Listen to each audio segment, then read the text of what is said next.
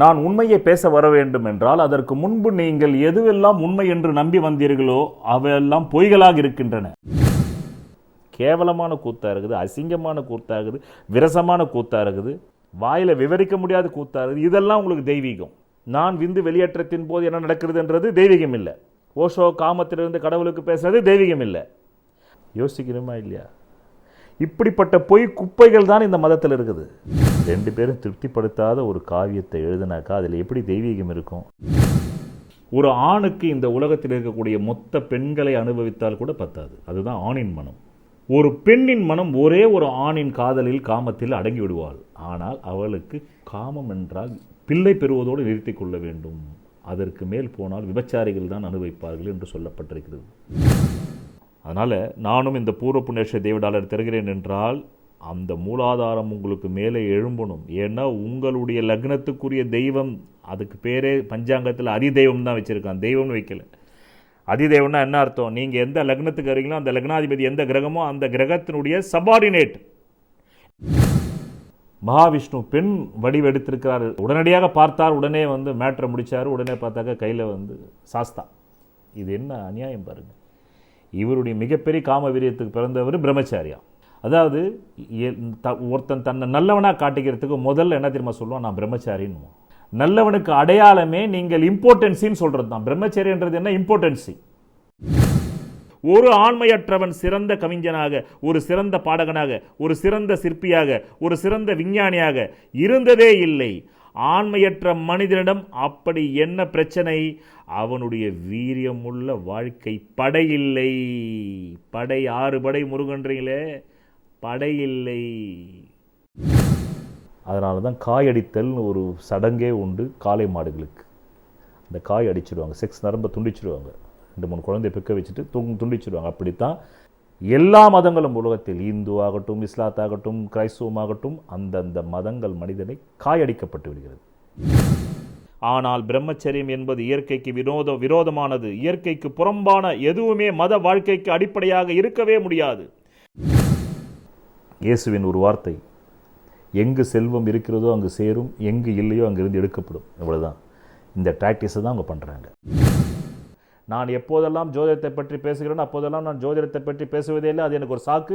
நான் என் ஞான அனுபவத்தை தான், நான் என் வாழ்க்கையில் கண்ட அனுபவத்தை தான் பேசுகின்றேன். அதுதான் ஜோதிடத்திலே இருக்கு. மனைவியும் கணவனும் சேர்ந்து 2 வீலர்லையோ 4 வீலர்லையோ போனால் வண்டி வாகன விபத்துகள் ஏற்பட வாய்ப்புண்டு. வருகின்ற 2021 நவம்பருக்கு மேலே அடுத்த 6 மாதத்துக்குள்ள குழந்தை பாக்கியத்துக்காக ஏங்கி கொண்டிருந்தவர்களுக்கு குழந்தை பாக்கியம் ஏற்படும். மொத்தத்தில் இந்த மாதம் மனசஞ்சலத்தில் ஆரம்பித்து பொருள் வரவில் முடியும். துலாம் ராசி அன்பர்களுக்கு மட்டுமல்ல, என்னை பின்தொடர்பவர்களுக்கான இது செய்தி. இதுதான். உங்களை அறிந்து கொள்வதற்கு நான் இந்த பூமியில் அவதாரம் எடுத்துள்ளேன். அதை பற்றித்தான் நான் எப்போதும் பேசுவேன். என் பேச்சு நாளைக்கே நான் வீடியோவில் வந்தாலும் இதுதான் பேச போகிறேன், மாற்றி பேச மாட்டேன். ஜோதிட சத்குருஜி மெஹரு சேனலை சப்ஸ்கிரைப் செஞ்சவங்க சேனலில் ரெகுலர் அப்டேட்ஸ்களை உடனே பெற உடனே இந்த பெல் சிம்பலை கிளிக் பண்ணுங்க.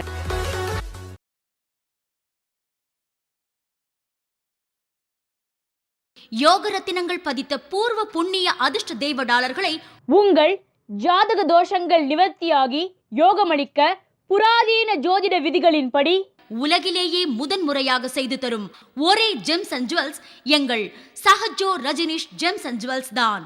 எங்களுடைய யோக ஆபரணங்களை வேறு யாரும் செய்ய முடியாது. ஏனென்றால் ட்ரேட்மார்க் ரெஜிஸ்டர் செய்யப்பட்டது. எங்களுடைய தங்க ஆபரணங்கள் அனைத்தும் 916 KDM முத்திரை கொண்டது. பிளவ வருடம் ஐப்பசி மாதம் துலாம் ராசி மாத ராசி பலன்கள். காலம் 17/10/2021 ஞாயிற்றுக்கிழமை மதியம் 1:10 முதல் 16/11/2021 செவ்வாய்க்கிழமை மதியம் 1 வரையில். இந்த பதிவின் கடைசியில் ஆபத்துகளிலிருந்து உங்களை தற்காத்துக் கொள்ளவும் சுபகாரியங்கள் செய்து சிக்கலில் தவிக்காமல் இருக்க உதவும் சந்திராஷ்டம நாட்களும், மேலும் இந்த மாதம் நீங்கள் செய்த பூர்வ புண்ணிய கர்ம வினைப்படி எவ்வளவு பணம் வர வேண்டுமோ அந்த பணவரவு நாட்களும் தரப்பட்டுள்ளது. உங்கள் வாழ்க்கையில் விடை காண முடியாத கேள்விகளுக்கு விடை சொல்ல வருகிறார் the one and only hat-trick success astrologer in India, ஜோதிட சத்குருஜி மெஹரு. தன் சுய ஜாதகத்தின் மூலம் விழிப்புணர்வு பெற்ற ஒரு மறைபொருள் ஞானி. என் உலகளாவிய ஜோதிட அன்பர்களே, அன்புகிறேன். நான் தற்போது பிலவ வருடம் ஐப்பசி மாதம் துலாம் ராசி அன்பர்களுக்கு ஒரு மாத கால பலாபலன்களை கூற உள்ளேன். காலம் 17/10/2021 ஞாயிற்றுக்கிழமை மதியம் 1:10 PM முதல் 16/11/2021 செவ்வாய்க்கிழமை மதியம் 1 PM வரை ஒரு முக்கிய ஜோதிட தெளிவுரை, தின, வார, மாத ராசி பலன்கள் என்பது இந்த நாள், இந்த வாரம், இந்த மாதம் மனோ காரகனும் உடல் காரகனுமான சந்திர கிரகம் உங்கள் மனதின் வாயிலாக உங்கள் உடம்பை எப்படி செயல்படுத்த போகிறது அல்லது அலைகழிக்க போகிறது, அந்த செயல்கள் உங்களுக்கு பயனளிக்கக்கூடிய செயல்களா அல்லது உங்களை சிக்கலில் சிக்க வைக்கக்கூடிய செயல்களா என்பதை உங்கள் ஜனன ஜாதக அடிப்படை பலம்தான் நிர்ணயம் செய்யும். ராசி பலன்கள் என்றால் என்ன என்ற புரிதலோடு பாருங்கள். அப்போதுதான் உங்களை நீங்கள் எவ்வித பிரச்சனையிலிருந்தும் தற்காத்துக் கொள்ள முடியும். அன்றைய தினம்தான் ராசி பலன்கள் பார்ப்பதற்காக நீங்கள் செலவிடும் நேரமும் பயனளிப்பதாக இருக்கும். பலன் சொல்லும் ஜோதிடர்களின் நேரமும் பயனுள்ளதாக அமையும். நன்றி. என்ன துலாம் ராசி அன்பர்களே, நான் கடந்த ஒரு வருடத்திற்கு மேலாக ஒவ்வொரு மாதமும் ஜோதிடம், வாழ்வியல் கூட இல்லை, அது ஜோதிட புரிதல் தான். பகவான் ஓஷோவுக்கும் எனக்கும் ஒரே வித்தியாசம்தான். அவர் கடந்த கால மதங்களில் உள்ள குப்பை கூலங்களை, அதாவது பகவான் ஓஷோ ஒன்று சொல்வார், நான் உண்மையை பேச வர வேண்டும் என்றால் அதற்கு முன்பு நீங்கள் எதுவெல்லாம் உண்மை என்று நம்பி வந்தீர்களோ அவையெல்லாம் பொய்களாக இருக்கின்றன. அதனால் அந்த பொய்களை பற்றி நான் முதலில் உடைத்து எரிந்தால் மட்டுமே என்னால் உண்மையை நிலைநாட்ட முடியும், உண்மையை உங்களுக்கு புரிய வைக்க முடியும். அதைத்தான் நானும் செய்து கொண்டிருக்கிறேன். கடந்த 5000 வருடங்களாகவே, நான் 100 வருடம் என்று சொல்ல மாட்டேன், 5000 கலியுகாதி பிறந்த 5000 வருடங்களாகவே ஜோதிடம் மிகவும் பொய்மை நிறைந்து தவறாக பயன்படுத்தப்படுகிறது. இந்த ஜோதிடம் என்பது மிக உயரிய விஞ்ஞானம். ஆனால் இது கடந்த 5000 ஆண்டுகளாகவே தவறாக பயன்படுத்தப்பட்டது. மேலும் தினத்தந்தி ஆரம்பித்த கடந்த 60 ஆண்டுகளுக்கு மேலாகவும் தவறாகவே பயன்படுத்தப்பட்டது. அதனால் நான் ஜோதிடம் கற்ற காலத்திலிருந்து, நான் 2008 விஜய் டிவியில் ப்ரோக்ராம் செய்ததிலிருந்து ராசி பலன் சொல்லவே பிடிக்காது. நான் விஜய் டிவியிலே ராசி பலன் சொல்லவில்லை, குரு பேச்சு பலன் சொல்வேனே தவிர, கேள்வி பதில் சொல்வேனே தவிர, என் மனைவியார் தான் என்னை கேள்வி கேட்பார், நான் பதில் சொல்வேனே தவிர, ஒரு நாளும் நான் விஜய் டிவியில் மாத ராசி பலனையோ வார ராசி பலனோ சொன்னதில்லை. காரணம், அது 10 பைசாவுக்கு பிரயோஜனம் இல்லை என்றது எனக்கு தெரிந்ததால் சொல்லவில்லை. பிறகு நான் இங்கு ஏன் யூடியூபில் சொன்னேன் என்றால், வேறு வழி இல்லை. மார்க்கெட்டிலே எது விற்பனை ஆகிறதோ அதை நாம் செய்தால்தான் நாம் உண்மையையே நிலைநாட்ட வேண்டி உள்ளது. அதற்காகத்தான் 2018 ஆனி மாதத்திலிருந்து நான் ஆரம்பித்தேன், விளம்பி வருடத்திலிருந்து ஆரம்பித்தேன். அப்போது இதே துளாராசி கிட்டத்தட்ட 20,000 பேர் பார்த்தார்கள். இப்போது கூட நீங்கள் யூடியூபில் போய் பார்க்கலாம், சில பதிவுகள் 1 லட்சத்துக்கு மேல் பார்த்தார்கள். அப்போதும் நான் உண்மையைத்தான் சொன்னேன். ஆனாலும் நான் மக்களின் மனோநிலையை அறிய ஆரம்பித்தேன். 20,000 30,000 பேர் பார்த்தார்கள். ஆமாம், 2018 இதே துளாராசி 302 கமெண்ட்டுகள் எனக்கு எஸ்எம்ஓ செய்பவர்கள் சொன்னார்கள். அந்த 302 கமெண்ட்டுகளையும் எனக்கு அவர்களே காண்பித்தார்கள். நான் அதை படித்து பார்த்தேன். இப்போது கூட நீங்கள் போய் படித்து பார்க்கலாம். ஒவ்வொருவரும் அந்த சோதிடத்தை அந்த 302 கமெண்ட்டுகளில் எப்படி புரிந்து கொண்டார்கள் என்பதை அந்த கமெண்ட்டுகள் சாட்சி. ஒருவர் தலைவா, பிச்சிட்ட தலைவா, ஒருத்தர் சூப்பர், நீ எங்கேயோ போயிட்ட தலைவா, தலைவா நான் அப்பா அம்மா காலிலேயே விழலை, நான் உங்கள் காலில் விழுறேன், எல்லாத்தையுமே பார்த்தேன். நான் இந்த ஜோதிடத்தை 12 வயதிலிருந்து சாம்பசம் எழுதியதை கற்று ப்ராக்டிஸ் செய்து 1.5 வருஷம்தான் நான் ஜோதிடத்தில் இருந்ததே. 1.5 வருஷம்தான். அந்த 1.5 வருஷத்துக்குள்ளே ஜோதிடத்தில் சூட்சுமம் என்னன்னு எனக்கு தெரிஞ்சு போச்சு. அதுக்கப்புறமா கம்ப்ளீட்டாக ஹாராஸ்கோப் பார்க்க ஆரம்பிச்சிட்டேன் நான். ஆமாம், அப்போவே நான் 4 ஜாதகம் பார்த்துருவேன். பார்த்துட்டு அதுக்கப்புறமா இங்கே நான் கலைத்துறையில் பணியாற்றினேன். அங்கே 4 ஜாதகம் பார்த்தா எனக்கு அப்போவே ஒரு 100 ரூபா கொடுப்பாங்க ஜாதகத்துக்கு. 4 ஜாதகம் பார்த்தா 400 ரூபாய் எனக்கு இருக்கும். எங்கள் பிரவீன் டைரக்டர், நான் பிரவீன் காந்திகிட்ட ஒர்க் பண்ணும்போது அவர்கிட்டே அவ்வளோ பணம் இருக்காது, நான் அவ்வளோ பணம் வச்சுருப்பேன். ஆமாம், அப்போவே நான் இந்த ஜெம்ஸ் அண்ட் ஜுவல்ஸ் பிஸ்னஸ் பண்ணிகிட்டு இருந்தேன். அப்போயே எனக்கு ஜெம்ஸ் அண்ட் ஜுவல்ஸ் வரும், ஹோமங்கள் செய்வேன். மேலும் இங்கே நான் கலைத்துறையில் சினிமா கற்க வேண்டும் என்பது அவரிடம் வருவேன். அவர் தான் சொல்லுவார், நான் டைரக்டராக நீ டைரக்டரானே தெரியலப்பா, உன் பாக்கெட்டில் தான் பார்த்தாலும் 1000 ஆகுதுன்னு. அதனால் அப்போவே நான் அவ்வளோ பொருள் ஈட்டியவன் இந்த ஜோதிடத்தில். என்னுடைய வேசார்பாடியிலேயே என்னுடைய வீடு இருந்தது. இப்போதும் என் தாயார் வீடு வேசார்பாடியில் தான் இருக்கிறது. என் தாயாரும் என்னுடைய சித்தி எல்லோருமே, எங்கள் அப்பா தான் அங்கே எல்லாருக்கும் வீடு கட்டி கொடுத்தாரு, ஒரு பில்டிங் கான்ட்ராக்டர் அந்த ஏரியாவில். ஆமாம், அப்போவே நான் 4 ஜாதகத்தை எனக்கு க்யூவில் நிற்பாங்க. அங்கே 4 மத்தியானம் 1 மணிக்குள்ள 4 பார்த்துருவேன். அதுக்கப்புறமா ஆமாம் சாப்பிட்டு கிளம்பணுன்னாக்கா இங்கே நைட்டு 12 மணி வரையில் இருந்துட்டு சினிமா கதைகளை பேசிட்டு 1 மணிக்கு வீட்டுக்கு போவேன். அதனால் 1.5 வருஷம்தான். ஆமாம், நான் எதுக்குள்ளே பூந்தாலும் அதோட சூட்சுமத்தை முதல்ல தெரிஞ்சுப்பேன். சூட்சுமம் தெரிஞ்சு போச்சுன்னு வச்சுக்கிங்க, அதுக்கப்புறமா you can break the laws. ஜோதிடத்துக்குள்ளே வந்து நான் ஜோதிடத்தின சூட்சுமத்தை தெரிஞ்சுக்கிட்டேன். அதுக்கப்புறமா நான் இதை வந்து செய்யவே கூடாது இருந்தேன். அப்புறமா 2008 வந்து நான் வந்து விஜய் டிவியில் வந்தேன். அப்போவும் நான் வந்து ராசி பலன் சொல்லலை. ஆனால் ராசி பலன் சொல்லலாம் நான் வந்து மார்க்கெட்டில் வந்து அதுதான் வியாபாரமாகுதுன்றதுனால மீண்டும் அதில் வந்து ஒரு குரூப் பேஜ் சொல்ல ஆரம்பித்தேன். அப்போ கொஞ்சம் பேர் வந்தாங்க. அதுக்கப்புறமா இப்போ யூடியூபுக்கு வரும்போது 302 இந்த 302 கமெண்ட்டுகளுமே ஒரு யானை 4 குருடர்கள், ஒரு யானையை 4 குருடர்கள் தடவி பார்த்ததை போல் தான் இருந்தது. அதில் ஏதோ 1 2 ஆமாம் 302லேயே 1 2 தான் வந்து சரியாக நான் என்ன சொல்ல வருகின்றேன், நான் என்ன பேச வருகின்றேன் என்பதை புரிந்து கொண்டு கமெண்ட் செய்தவர்கள். அப்புறம்தான் பார்த்தேன், நான் வந்து தொடரும் நினச்சிருந்தேன் இன்றைக்கே எனக்கு 302 கமெண்ட் வரும் இதே துளராசியில். ஆனால் அதனால் என்னுடைய நேரமும் வீண், உங்களுடைய நேரமும் வீண். நாளைக்கே எனக்கு இன்வெஸ்ட் கிடைச்சாக்க நான் பாட்டுக்கு வந்து வியாபாரத்தில் இறங்கிட்டு போயிட்டே இருக்க போகிறேன். அப்படின்னா இந்த உண்மை எப்போதாவது ஒரு நாள் உரைத்தே ஆக வேண்டும். பகவான் ஓஷோ வந்து பேச வைப்பதற்காக பாம்பேவில் அவர் ஆற்றிய முதல் சொற்பொழிவு அது. பாம்பேவில் காந்தியவாதிகள் ஒரு விழாவிற்கு ஏற்பாடு செய்தார்கள், பாரதிய வித்யா பவன் பாம்பேயில் உள்ளதற்கு. அதனால் அவர் என்ன செய்தார், முதலில் போய் அந்த இடத்திலே அப்போதுதான் அவர் காமத்தை பற்றி பேசினார். அவர் பேசி முடியும்பொழுது அந்த விழாவுக்கு ஏற்பாடு செய்த எல்லா விதமான கதராடைகளுமே தொப்பிகளுமே மறைந்து போய்விட்டிருந்தது. அந்த விழா ஏற்பாடாளர் கூட அங்கிருந்து காணாமல் போயிருந்தார். பிறகு அவர் வந்து அவரை வரவேற்க கூட ஆள் இல்லை. 10-15 பேர் உட்காந்துருந்தாங்க மேடையில். இவர் வந்து காமத்தை பற்றி பேச ஆரம்பித்தோன்னே எல்லாருமே கீழே இறங்கிட்டாங்க. எல்லாருமே கீழே இறங்கினதுக்கு அப்புறமா அங்கே வயதில் மூத்த பெண்மணி, ஒரு 60 வயது தொடரக்கூடிய பெண்மணி ஒரு சிலர் இருந்தார்கள், சில இளைஞர்கள் இருந்தார்கள், சில ஆண்கள் வந்தார்கள். அவர்களெல்லாம் தைரியமான ஆண்கள். ஆமாம், சத்தியத்தை வந்து தேடிக்கொண்டிருந்த ஆண்கள் வந்தாங்க. இவர்கிட்ட வந்து கை கொடுத்தாங்க. எங்கள் கண்ணை திறந்துட்டீங்க, ஆமாம் எங்கள் வாழ்க்கையில் நீங்கள் கண்ணை திறந்துட்டீங்க அப்படின்னு. உடனே இவர் பேசிக்கொண்டிருந்து காமம் என்ற நெருப்பு. அவர்கள்லாம் ஓடின உடனே பகவானுக்கு வந்து சந்தேகம் வந்திருக்கு. ஒருவேளை இவங்க மனசுக்குள்ளே இருந்த நெருப்பு வெளியே வந்துருச்சோ, அது அணைக்க தான் போயிருக்காங்களா, அது ஆத்திக்கு தான் போயிருக்காங்களா, என்ன ஏதுன்னே தெரியலையேன்னு. அப்போ தான் அவர் சொல்கிறாரு, நான் ஒன்று புரிஞ்சுக்கிட்டேன். தலைவர்கள் ஓடி மறைந்தார்கள், அவர்கள் எப்போதுமே ஓடுவார்கள் ஓட்டுக்காகவோ நற்பெயருக்காகவோ. நற்பெயர் என்பது நீங்கள் வாங்கி என்ன பண்ண போகிறீங்க? 80 வருஷம்தான் இந்த உலகத்தில் வாழ போகிறீங்க. இதுக்குள்ளே உங்களுக்கு வந்து நீங்கள் வந்து மிக சிறந்த உத்தமர் காந்தி, ஆமாம் சிலைன்னு வந்து வச்சுருக்காங்க, உத்தமர் காந்தி ரோடுன்னு வச்சுருக்காங்க. இன்றைக்கி காந்தி செத்து போட்டார். அவருக்கு தெரியுமா?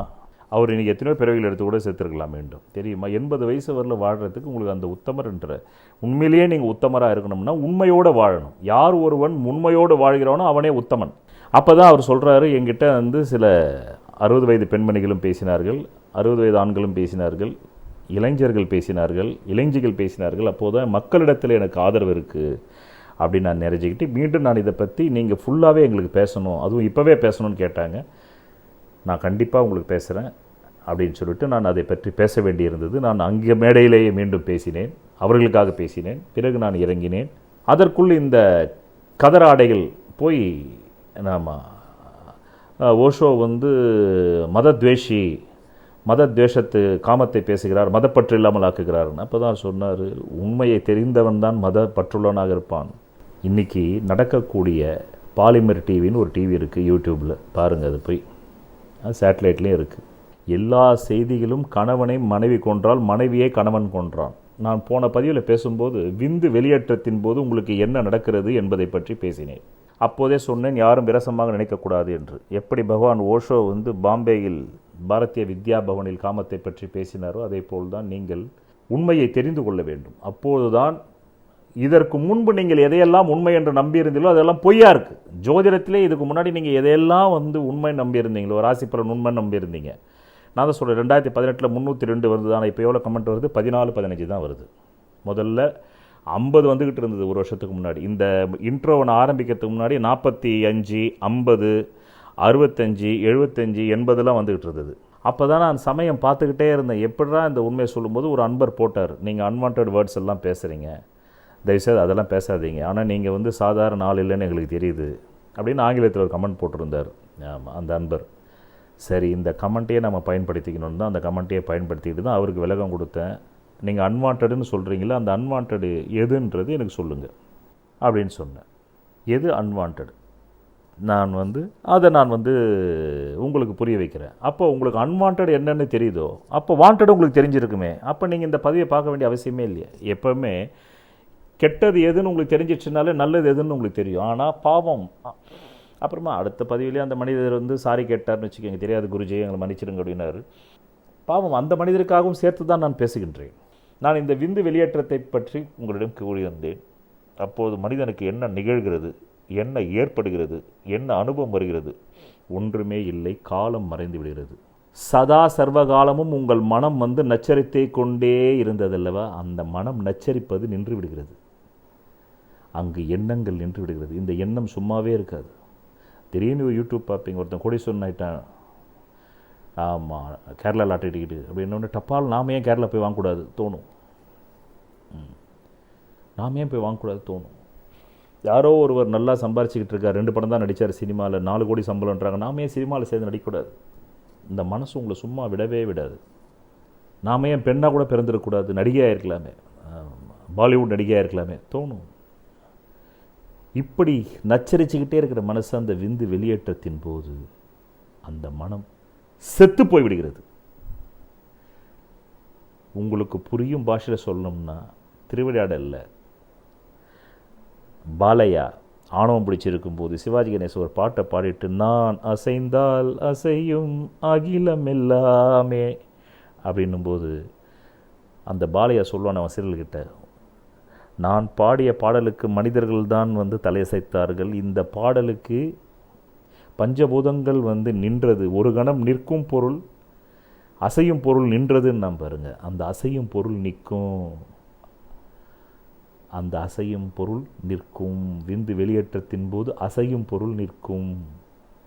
அதனால் அது சாதாரணமான கானம் அல்ல, அது தெய்வீக கானம்னால அந்த தெய்வீக கானம் விந்து வெளியேற்றத்தின் போது நடக்குது. நீங்கள் நினச்சிக்கலாம், நிறைய பெண் மோகம் பித்து பிடிச்ச ஆம்பளைங்க இவங்க பெரிய காமுகன்னு, பாவம் அவங்க காமுகனே அல்ல. அவங்களுக்கு அந்த திருவிளையாடலில் அந்த தெய்வ கீதம் பாடும்போது கடல் அலைகள் ஒரு கணம் நின்றது, ஓடும் பறவை நின்றது, காலம் நின்றது. இயேசுபிரானிடம் ஒருவர் கேட்கிறார் தன் சிலர், உங்கள் பரலோக சாம்ராஜ்யம் என்று கூறுகிறீர்களே இயேசுவே, அந்த பரலோக சாம்ராஜ்யத்தில் என்ன விசேஷம், எதற்காக நாங்கள் இந்த வாழ்க்கையை தொடர்ந்து விட்டு உங்களோட பரலோக சாம்ராஜ்யத்திற்கு வர வேண்டும், அப்படி என்ன அங்கே இருக்கிற சொல்ல முடியுமா உங்களால்? அப்போது சொன்னார் இயேசு, அங்கே காலம் இல்லை, பரலோக சாம்ராஜ்யத்தில் காலம் இல்லை. காலம்தான் கவலைகளை கொண்டு வருகிறது. நீங்கள் மாணாக்கராக இருக்கும்போது உங்களுக்கு காலம், இளமையில் கல், எல்லா விதமான அரசு சார்புடைய பள்ளிகளில் படிக்கும் மாணவர்களுக்கு தெரியும், அந்த டைரியிலே போட்டிருப்பாங்க, இளமையில் கல். வேறு எப்பவுமே கற்க முடியாதான், இளமையில் மட்டும்தான் கற்க முடியுமா? ஏன் இளமைக்கு இளமையில் கல்.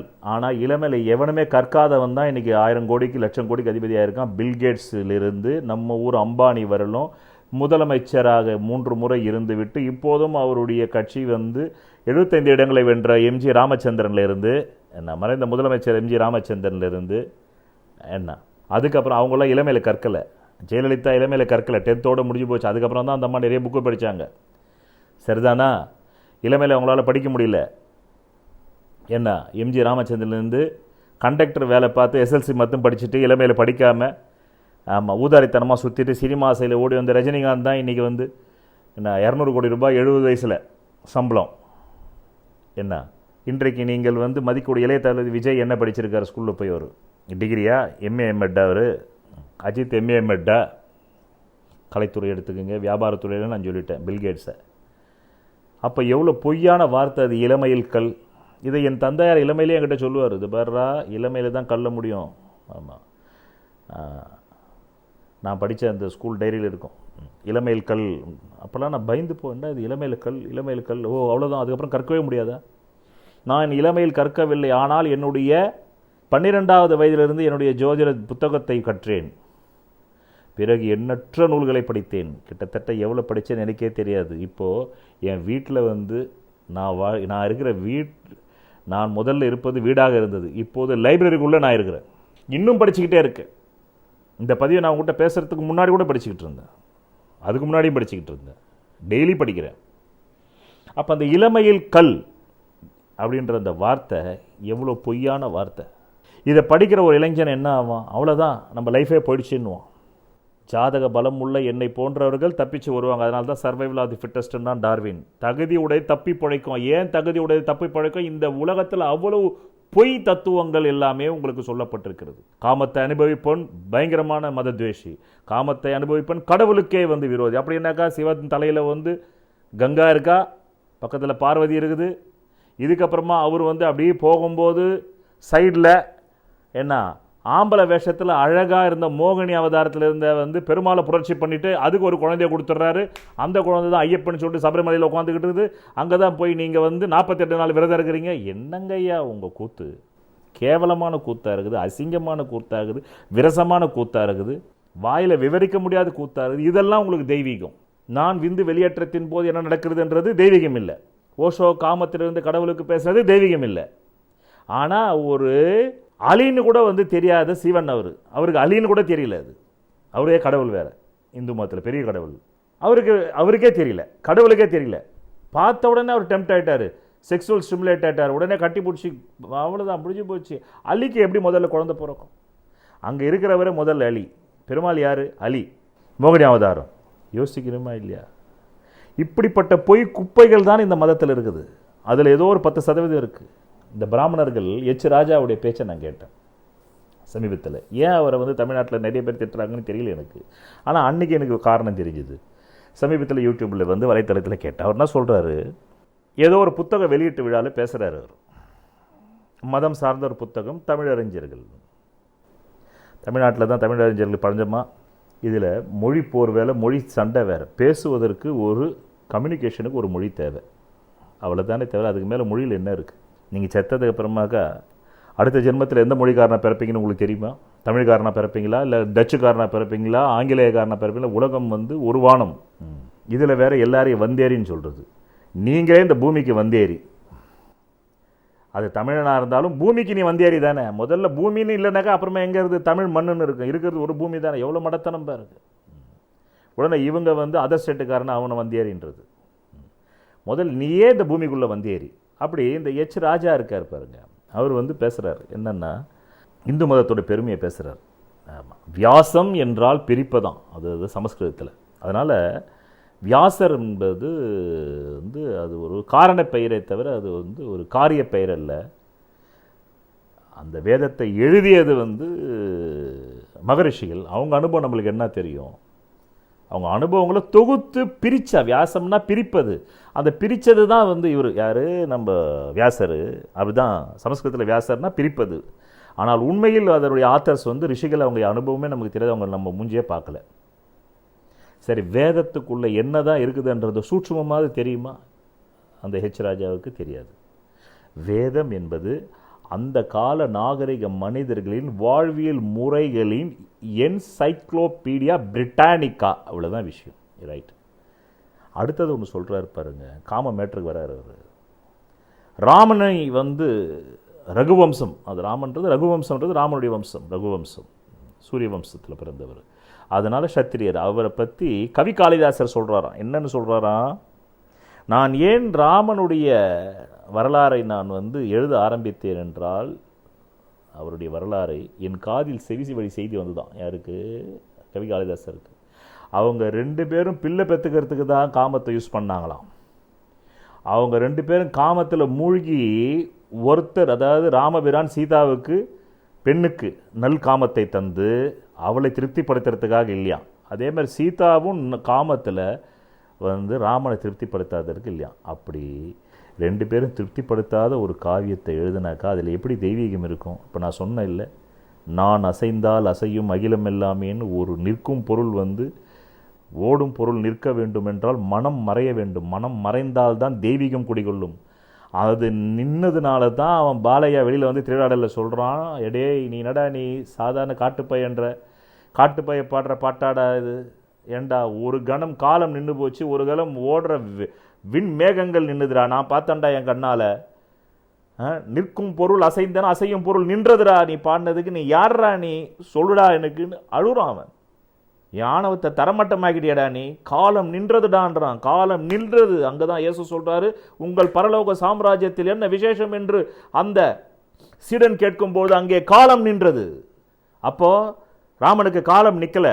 ஏன்னா அவர் மிஷனரி தொழிற்சாலைகளை போல் தானே சீதாவை நடத்தினார். அப்போ அவருக்கு என்ன பெண் உரிமையை கொடுத்தார் சீதாவுக்கு?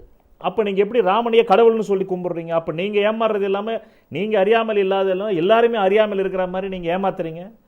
பெரியாருக்கு வந்த கோபம் ஒரு சென்ஸ் இல்லாத கோபம். அவர் ஏதோ எதிர்க்கணும் அந்த காலத்தில், அவங்களுடைய அட்டூழியத்துக்காகன்னு எதிர்த்துட்டார். ஆமாம், ஆனால் சென்சிபிள், இப்போ நான் சொல்கிறது சென்சிபிள் கோபம். பெரியார் இந்த மாதிரிலாம் ஓமானம் சொல்லலை. அவர் எப்படி சொல்றது, ஒரு ஆங்கிரி மேன் அவர், அவ்வளோதான். புணர்ச்சி பரவச நிலையில் 2 விஷயங்கள் நடக்கின்றன. ஒன்று, தொடர் நச்சரிப்பை மனம் நிறுத்துகிறது. ஒரு தருணம். புணர்ச்சி பரவச நிலையில் 2 விஷயங்கள் நடக்கின்றன. ஒன்று, தொடர் நச்சரிப்பை மனம் நிறுத்துகிறது. ஒரு தருணம் மனமற்ற, நன்றாக கவனிக்க வேண்டும், மனமற்ற நிலையாகிறது. இரண்டாவது, நேரம் நிற்கிறது. அந்த ஒரு தருணம் பரவச நிலையின் சந்தோஷம் அளவற்றிருக்கிறது. அந்த நிறைவு சாசுவத்திற்கு இணையானது. ஆரம்ப நாட்களில் மனிதனுக்கு 2 விஷயங்கள் தான் இயற்கையை பொறுத்தவரையில் சாத்தியமான சந்தோஷத்தை கொடுக்கின்றன என்பதை தெரிந்து கொண்டான். அது எளிமையான தர்க்கமான முடிவு. உங்கள் மனதின் அரட்டையை நிறுத்தினால், நீங்கள் மௌனமானால் எல்லாமே நிற்கிறது. நேரம் அதில் அடக்கம். பிறகு நீங்கள் காமத்திலிருந்து விடுபடுகிறீர்கள். நீங்கள் அடுத்த நபரை நம்பியிருக்க வேண்டியதில்லை. ஆணோ அல்லது பெண்ணோ, நீங்கள் அந்த தியான நிலையை தனியாகவே அடையலாம். அந்த புணர்ச்சி பரவச நிலையும் தருணத்திற்கு மேலில்லை. அதாவது ஒரு தருணத்திற்கு மேலில்லை. ஆனால் தியானம் 24 மணி நேரமும் பரவக்கூடியது. கௌதம புத்தரை போன்ற மனிதர்கள் ஒவ்வொரு தருணமும் அந்த புணர்ச்சி பரவச நிலையிலேயே வாழ்கிறார்கள். அதற்கும் காமத்திற்கும் எந்த தொடர்பும் இல்லை. மீண்டும் மீண்டும் என்னிடம் கேட்கிறார்கள், ஏன் வெகு சில பெண்களுக்கு மட்டுமே ஞானோதயம் ஏற்பட்டது? மற்ற காரணங்களை விட முக்கியமான காரணம், அவர்கள் புணர்ச்சி பரவச நிலையின் ருசியை கண்டதில்லை. சீதா பிராட்டியார் உட்பட. ஏன்னா அதான் சொல்லிட்டார், எச்ராஜா தான் சொல்லிட்டார். அவர் தான் வக்காலத்து கொடுத்துட்டாரு. பரந்த வானத்தில் ஜன்னல்கள் திறக்கப்படவே இல்லை. அவர்கள் வாழ்ந்தார்கள், அவர்கள் குழந்தை பெற்றார்கள், அவர்கள் இறந்தார்கள். ராணிகளாக இருந்தாலும் உயிரியலும் மனிதனும் அவர்களை பயன்படுத்தி கொண்டது. ஒரு தொழிற்சாலையைப் போல குழந்தைகளை தயாரித்தார்கள். கிழக்கில் இன்றும் கூட புணர்ச்சி பரவச நிலையை தெரிந்த ஒரு பெண்ணை கண்டுபிடிப்பது கடினம். நான் நல்ல புத்திசாலியான, படித்த, நல்ல கலாச்சாரத்தில் வந்த பெண்களை கேட்டிருக்கிறேன். அவர்களுக்கு அதை பற்றிய எந்த சிந்தனையும் இல்லை. உண்மையில் கிழக்கத்திய மொழிகளில் இந்த புணர்ச்சி பரவச நிலைக்கு சரியான மொழிபெயர்ப்பு வார்த்தையே இல்லை. கிழக்கத்திய என்ன, இந்தியா முழுமைக்கும். அதில் சம்ஸ்கிருதமும் அடக்கம், தமிழும் அடக்கம். பெருமை பேசிக்கிறீங்களே நீங்கள், தமிழும் அதுக்கு அடக்கம். ஆக இந்த புணர்ச்சி பரவச நிலைக்கு சரியான மொழிபெயர்ப்பு வார்த்தையே இல்லை. அது தேவைப்படவில்லை. அதனால் அதை தொடவே இல்லை. ஆணும் விபச்சாரிகள் தான் காமத்தை அனுபவிப்பார்கள் என்று பெண்களிடம் சொல்லி வைத்திருக்கிறான். அவர்கள் முக்குவார்கள், முனகுவார்கள். அவர்கள் ஏறக்குறைய கிறுக்கு பிடித்து இருப்பார்கள்.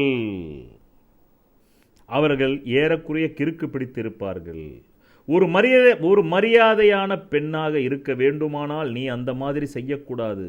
பல பெண்கள் என்னிடம் சொல்லியிருக்கிறார்கள், புணர்ச்சிக்கு பிறகு அவர்கள் கணவன் குரட்டை விட போன பின்பு அவர்கள் அழுதிருக்கிறார்கள். அதில் ஒரு பெண் என்னிடம் சொல்லியிருக்கிறாள். அவர் இப்போது அரசியலிடம் இருக்கிறார். அவருடைய கணவர், அதாவது அந்த அம்மையாருக்கு ஏற்கனவே திருமணம் ஆகி ஒரு டைவர்ஸ் ஆகி 2வது புருஷன், அந்த புருஷன் இன்னொரு முதல் பொண்டாட்டி இருக்குது. அவர் இவங்களே அழகாக இருப்பாங்க, இவங்களை வச்சுக்கிட்டு இன்டர்நெட்டில் பார்த்துட்டே இருப்பாராம் நிர்வாண படங்களை. அந்த அம்மா என்கிட்ட கேட்குது, என்னங்க அதில் இருக்கிறது தானே இருக்க போகுது, எங்கே மாறு இருக்குமோ அங்கே தான் இருக்க போகுது, அந்தந்த பொருள் அந்தந்த உறுப்பு அங்கே தான் இருக்க போகுது, அதை என்ன பார்த்துக்கிட்டு இருக்காங்கன்னாக்கா அதுக்கு வேறு காரணம். ஒரு ஆணுக்கு இந்த உலகத்தில் இருக்கக்கூடிய மொத்த பெண்களை அனுபவித்தால் கூட பத்தாது. அதுதான் ஆணின் மனம். ஒரு பெண்ணின் மனம் ஒரே ஒரு ஆணின் காதலில், காமத்தில் அடங்கி விடுவாள். ஆனால் அவளுக்கு காமம் என்றால் பிள்ளை பெறுவதோடு நிறுத்தி கொள்ள வேண்டும். அதற்கு மேல் போனால் விபச்சாரிகள் தான் அனுபவிப்பார்கள் என்று சொல்லப்பட்டிருக்கிறது. சரி, விபச்சாரிக்கு கூட இது தெரியுமான்னா தெரியாது. மேற்குலகத்திலே மாஸ்டர்சன் ஜான்சன் என்ற செக்ஸாலஜிஸ்ட் வந்த பிறகுதான் அவர்தான் இதை அவர் படித்த அந்த செக்ஸாலஜி பள்ளியிலேயே அந்த ஊரின்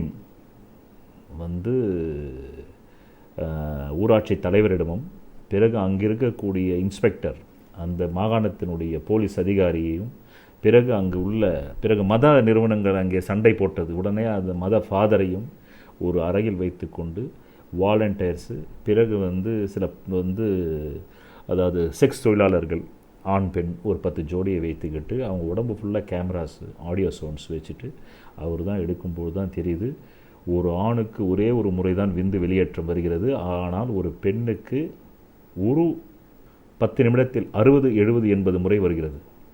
அப்படி வரும்போது இந்த ஆணால் அந்த பெண்ணை திருப்திப்படுத்த முடியாது. அப்படி திருப்திப்படுத்தாத போது அவள் பிறன்மனை நிச்சயம் விழுந்தே தீருவாள்.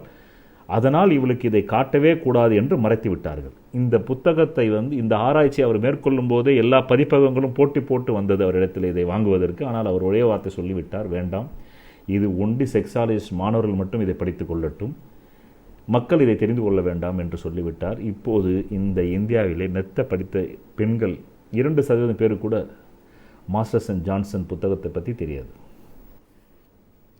பல பெண்கள் என்னிடம் சொல்லியிருக்கிறார்கள், புணர்ச்சிக்கு பிறகு அவர்கள் கணவன் குரட்டை விட போன பின்பு அவர்கள் அழுதிருக்கிறார்கள். பெண் என்பவள் ஒரு வாத்திய கருவியைப் போல, அவளது முழு உடலிலும் நுண்ணிய உணர்வுகள் இருக்கின்றன. அவளது முழு உடலிலும் அளவற்ற நுண்ணிய உணர்வுகள் இருக்கின்றன. அந்த உணர்வுகளை தட்டி எழுப்ப வேண்டும். அதனால் முன் விளையாட்டு அவசியமாகிறது. புரட்சிக்கு பிறகு மனிதன் தூங்கப் போகக்கூடாது. அது அருவருப்பானது, நாகரிகமற்றது, கலாச்சாரமற்றது. அந்த பெண் உனக்கு அப்படி ஒரு சந்தோஷத்தை கொடுத்திருக்கிறாள். அவளுக்கு பின் விளையாட்டும் தேவை, முன் விளையாட்டும் தேவை. ஒரு நன்றி காட்டுதலாக எப்பொழுது ஒரு பெண் ஆணை மதிப்பாள் என்றால், அவளுடைய பாலியல் தேவைகளை எந்த ஆண் பூர்த்தி செய்கிறானோ அவளையே அவள் மதிப்பாள். அதனால்தான் இன்றைக்கு நீங்கள் அந்த அபிராமி என்று சொல்கிறீர்கள், அவள் தன் பிள்ளைகளை கூட கொன்றுவிட்டு அவளுடைய காதலனோடு போனதற்கு காரணம் இந்த பாலியல் தான். இந்த ருசியை கணவன் காட்டவில்லை. காரணம், உங்கள் சமூகம் பொய் சமூகம்.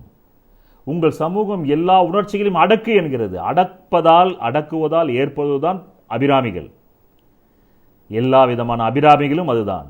நான் கடந்த வாரம் பேசும்போது சொன்னேன், பெண்கள் எல்லோருமே டிக்டாக்கில் ஸ்டிமுலேட் செய்கிறார்கள் ஆண்களை. 11 வயது சிறுவன் ரேப் செய்ய போகிறான் என்று. கடந்த மாதம் நான் பேசினேன், என் வார்த்தைகள் எப்போதுமே பிரபஞ்ச முழுமைத்தன்மையில் இருந்து வருபவை. அதை பழித்தே தீரும். பழிப்பதற்கு 1 ஆண்டா 2 ஆண்டா 20 ஆண்டா என்பது வித்தியாசம் இல்லை. ஆனால் அது பழித்தே தீரும். சிலது 1 மாதத்திலேயே பழிக்கும். அப்படி ஒன்று பழித்திருக்கிறது. 13 வயது சிறுமி மயிலாடுதுறையில் இன்றைக்கு அவளை 25 வயது உள்ள ஆண் காதலித்திருக்கிறான், தூரத்து உறவு. ஆனால் அந்த பெண் பல ஆண்களோடு சிரித்து பேசுவதை பிடிக்காமல் அவளை தனியாக அதாவது தனியாக ஆள் நடமாட்டம் இல்லாத இடத்துக்கு கொண்டு போய் இனிமேலும் பேசக்கூடாதுன்னு இருக்கான். அவன் பேசுவேன்னு சொல்லியிருக்கா. உடனே அவளை கொண்டு போட்டு வாய்க்காலில் போட்டான். அதுதான் இன்றைக்கி பாலிமர் செய்தி. அதாவது இப்போது நான் ஷூட்டிங் நடத்தும், ஆடியோ ஷூட்டிங் நடத்தும் இந்த நாளின் செய்தி. அது 15 அக்டோபர் 2021 அன்று செய்தி. காமம் எப்போது அன்பாக மாறும்? ஆனால் காமத்தை வெறுக்கின்ற ஒருவர் எப்படி அன்பு நிறைந்தவராக இருக்க முடியும்? ஒருவன் காமத்திற்கு விரோதியாக இருந்தால் அதை எப்படி மாற்றி அமைக்க முடியும்? எனவேதான் நான் காமத்தை பற்றி புரிந்து கொள்ள வேண்டும் என்றும் செக்ஸ் பற்றி சரியான அறிவு வேண்டும் என்றும் தொடர்ந்து வலியுறுத்தி வருகிறேன். முந்தைய நாள் இதை பற்றி போன மாதமும் பேசியிருக்கிறேன். எனவே தங்கள் வீடுகள் எரிப்பது பற்றிய கேள்வியை அலசி ஆராய்ந்தவர்கள் கொஞ்சம் மனம் திறந்து வெளிப்படையாக பேசுவதால் சந்தோஷமடைவார்கள். ஆனால் எப்போது ஒரு பெண் ஒரு ஆணை மதிப்பாள் என்றால், அவளுடைய காம இச்சைகளை எப்போது ஒரு ஆண் புரிந்து கொண்டு அவள் தேவைகளை பூர்த்தி செய்கிறானோ அந்த தினத்தில்தான் ஒரு பெண்ணாகப்பட்டவள் அந்த ஆணை மதிக்க தொடங்குவாள். அது வரையிலும் அவர்களுக்குள் மதிப்பு என்பதே ஒன்று இருக்கவே இருக்காது. எப்போது மதிப்பு ஏற்படும் என்றால், அந்த பெண்ணின் தேவைகளை எந்த ஆண் புரிந்து கொள்கிறானோ அப்பொழுது மட்டுமே அந்த பெண் அந்த ஆணை மதிப்பாள். அதனால் முதலில் புரிந்து கொள்ள வேண்டும், எல்லா படைப்பாளிகளுமே உயர்ந்த காமத்தில் இருப்பார்கள். அதிலும் மதம் என்பது அதைவிட மிகப்பெரிய படைப்பு, கடவுள் என்பது அதைவிடவும் மிகப்பெரிய படைப்பு. நீங்கள் கவிஞர்களை பார்க்கலாம், நீங்கள் ஓவியர்களை பார்க்கலாம், எல்லா படைப்பாளிகளுமே உயர்ந்த காமத்தில் இருப்பார்கள். துறவி என்று நான் அழைக்கும் அவர்களுக்கு இது 100% பொருந்தும், அவர்கள் மட்டுமே பொருந்தும். அதனால் தான் நான் ஒரு பதிவு கூட போட்டிருந்தேன் கம்யூனிட்டி பேஜில், ஆயுத பூஜை என்று. ரிஷிகள் பிண்டம் ராத்தங்காது என்பார்கள். அப்படி என்றால் அவருடைய விந்துக்கு அவ்வளோ வீரியம். இன்னும் சொல்ல போனால் படைப்பை உருவாக்கியது ரிஷிகள் தான், ஆதியில் வேத காலத்தில். அப்போது ஜனத்தொகையே இல்லை. அதனால் ஒரு ரிஷி 10, 100 மனைவிகளை போகித்திருக்கிறார். போகர் 8000 பெண்களை போகித்திருக்கிறார். அவருடைய சிஷ்யன்தான் புலிப்பாணி. அந்த போகர் தான் பழனிமலையிலே முருகன் சிலையை செய்தார். அதற்காக முருகன் அறுபடை வீடுகளில் ஒன்றாகவில்லையா? போகர் 8000 பெண்களை போகித்து அனுபவித்ததின் ஜீனியஸ்னஸ் தான் இன்றைக்கு அந்த முருகன் சிலை செய்யப்பட்டிருக்கிறது. அதனால் நீங்கள் நாளைக்கு அந்த முருகன் சிலையை என்ன செய்வீர்கள்? கடலில் கரைத்து விடுவீர்களா? உடைத்தெறிந்து விடுவீர்களா? 6 என்ற ரூட்ஸின் கனிகள் தான் பழனி முருகன். அதுதான் நோய் தீர்க்கும் முருகனாக இருக்கிறது. அவருக்கு அந்த காமம் 8000 பெண்களை போகித்த பிறகுதான் அந்த ஜீனியஸ்னஸ் வருகிறது அவருக்கு. துறவி என்று நான் அழைக்கும் அவர்களுக்கு இது பொருந்தும். உண்மையில் அவர்கள்தான் பூமியில் அநேகமாக காம உணர்ச்சி கொண்ட மக்கள். ஆன்மீக வளர்ச்சிக்கான வீரியம்தான் உங்கள் காமசக்தி. காமசக்தி உங்கள்கிட்ட எவ்வளோ இருக்குதோ அந்த அளவுக்கு தான் உங்கள்கிட்ட ஆன்மீகம் இருக்குன்னு அர்த்தம். ஏன்னா அதுதானே மூலாதாரம். கடவுள் தானே மூலாதாரம். மூலாதாரமே காமசக்தி தானே. குண்டலின்றது என்ன? உங்களுடைய ஆண்குறிக்கும் உங்களுடைய அந்த மலம் கழிக்கக்கூடிய ஷிட் என்று சொல்லக்கூடிய நடுவில் ஒரு கோடு போகும் ஆண் பெண்களுக்கு. அந்த கோட்டிலிருந்து மேலே ஏற்றுறது தான். அதை பற்றி நான் இப்போ இந்த வாரம் பேசினா பெரிய சப்ஜெக்ட் ஆகிடும். நான் பேசலை, அது அடுத்த வாரம் பேசுகிறேன்.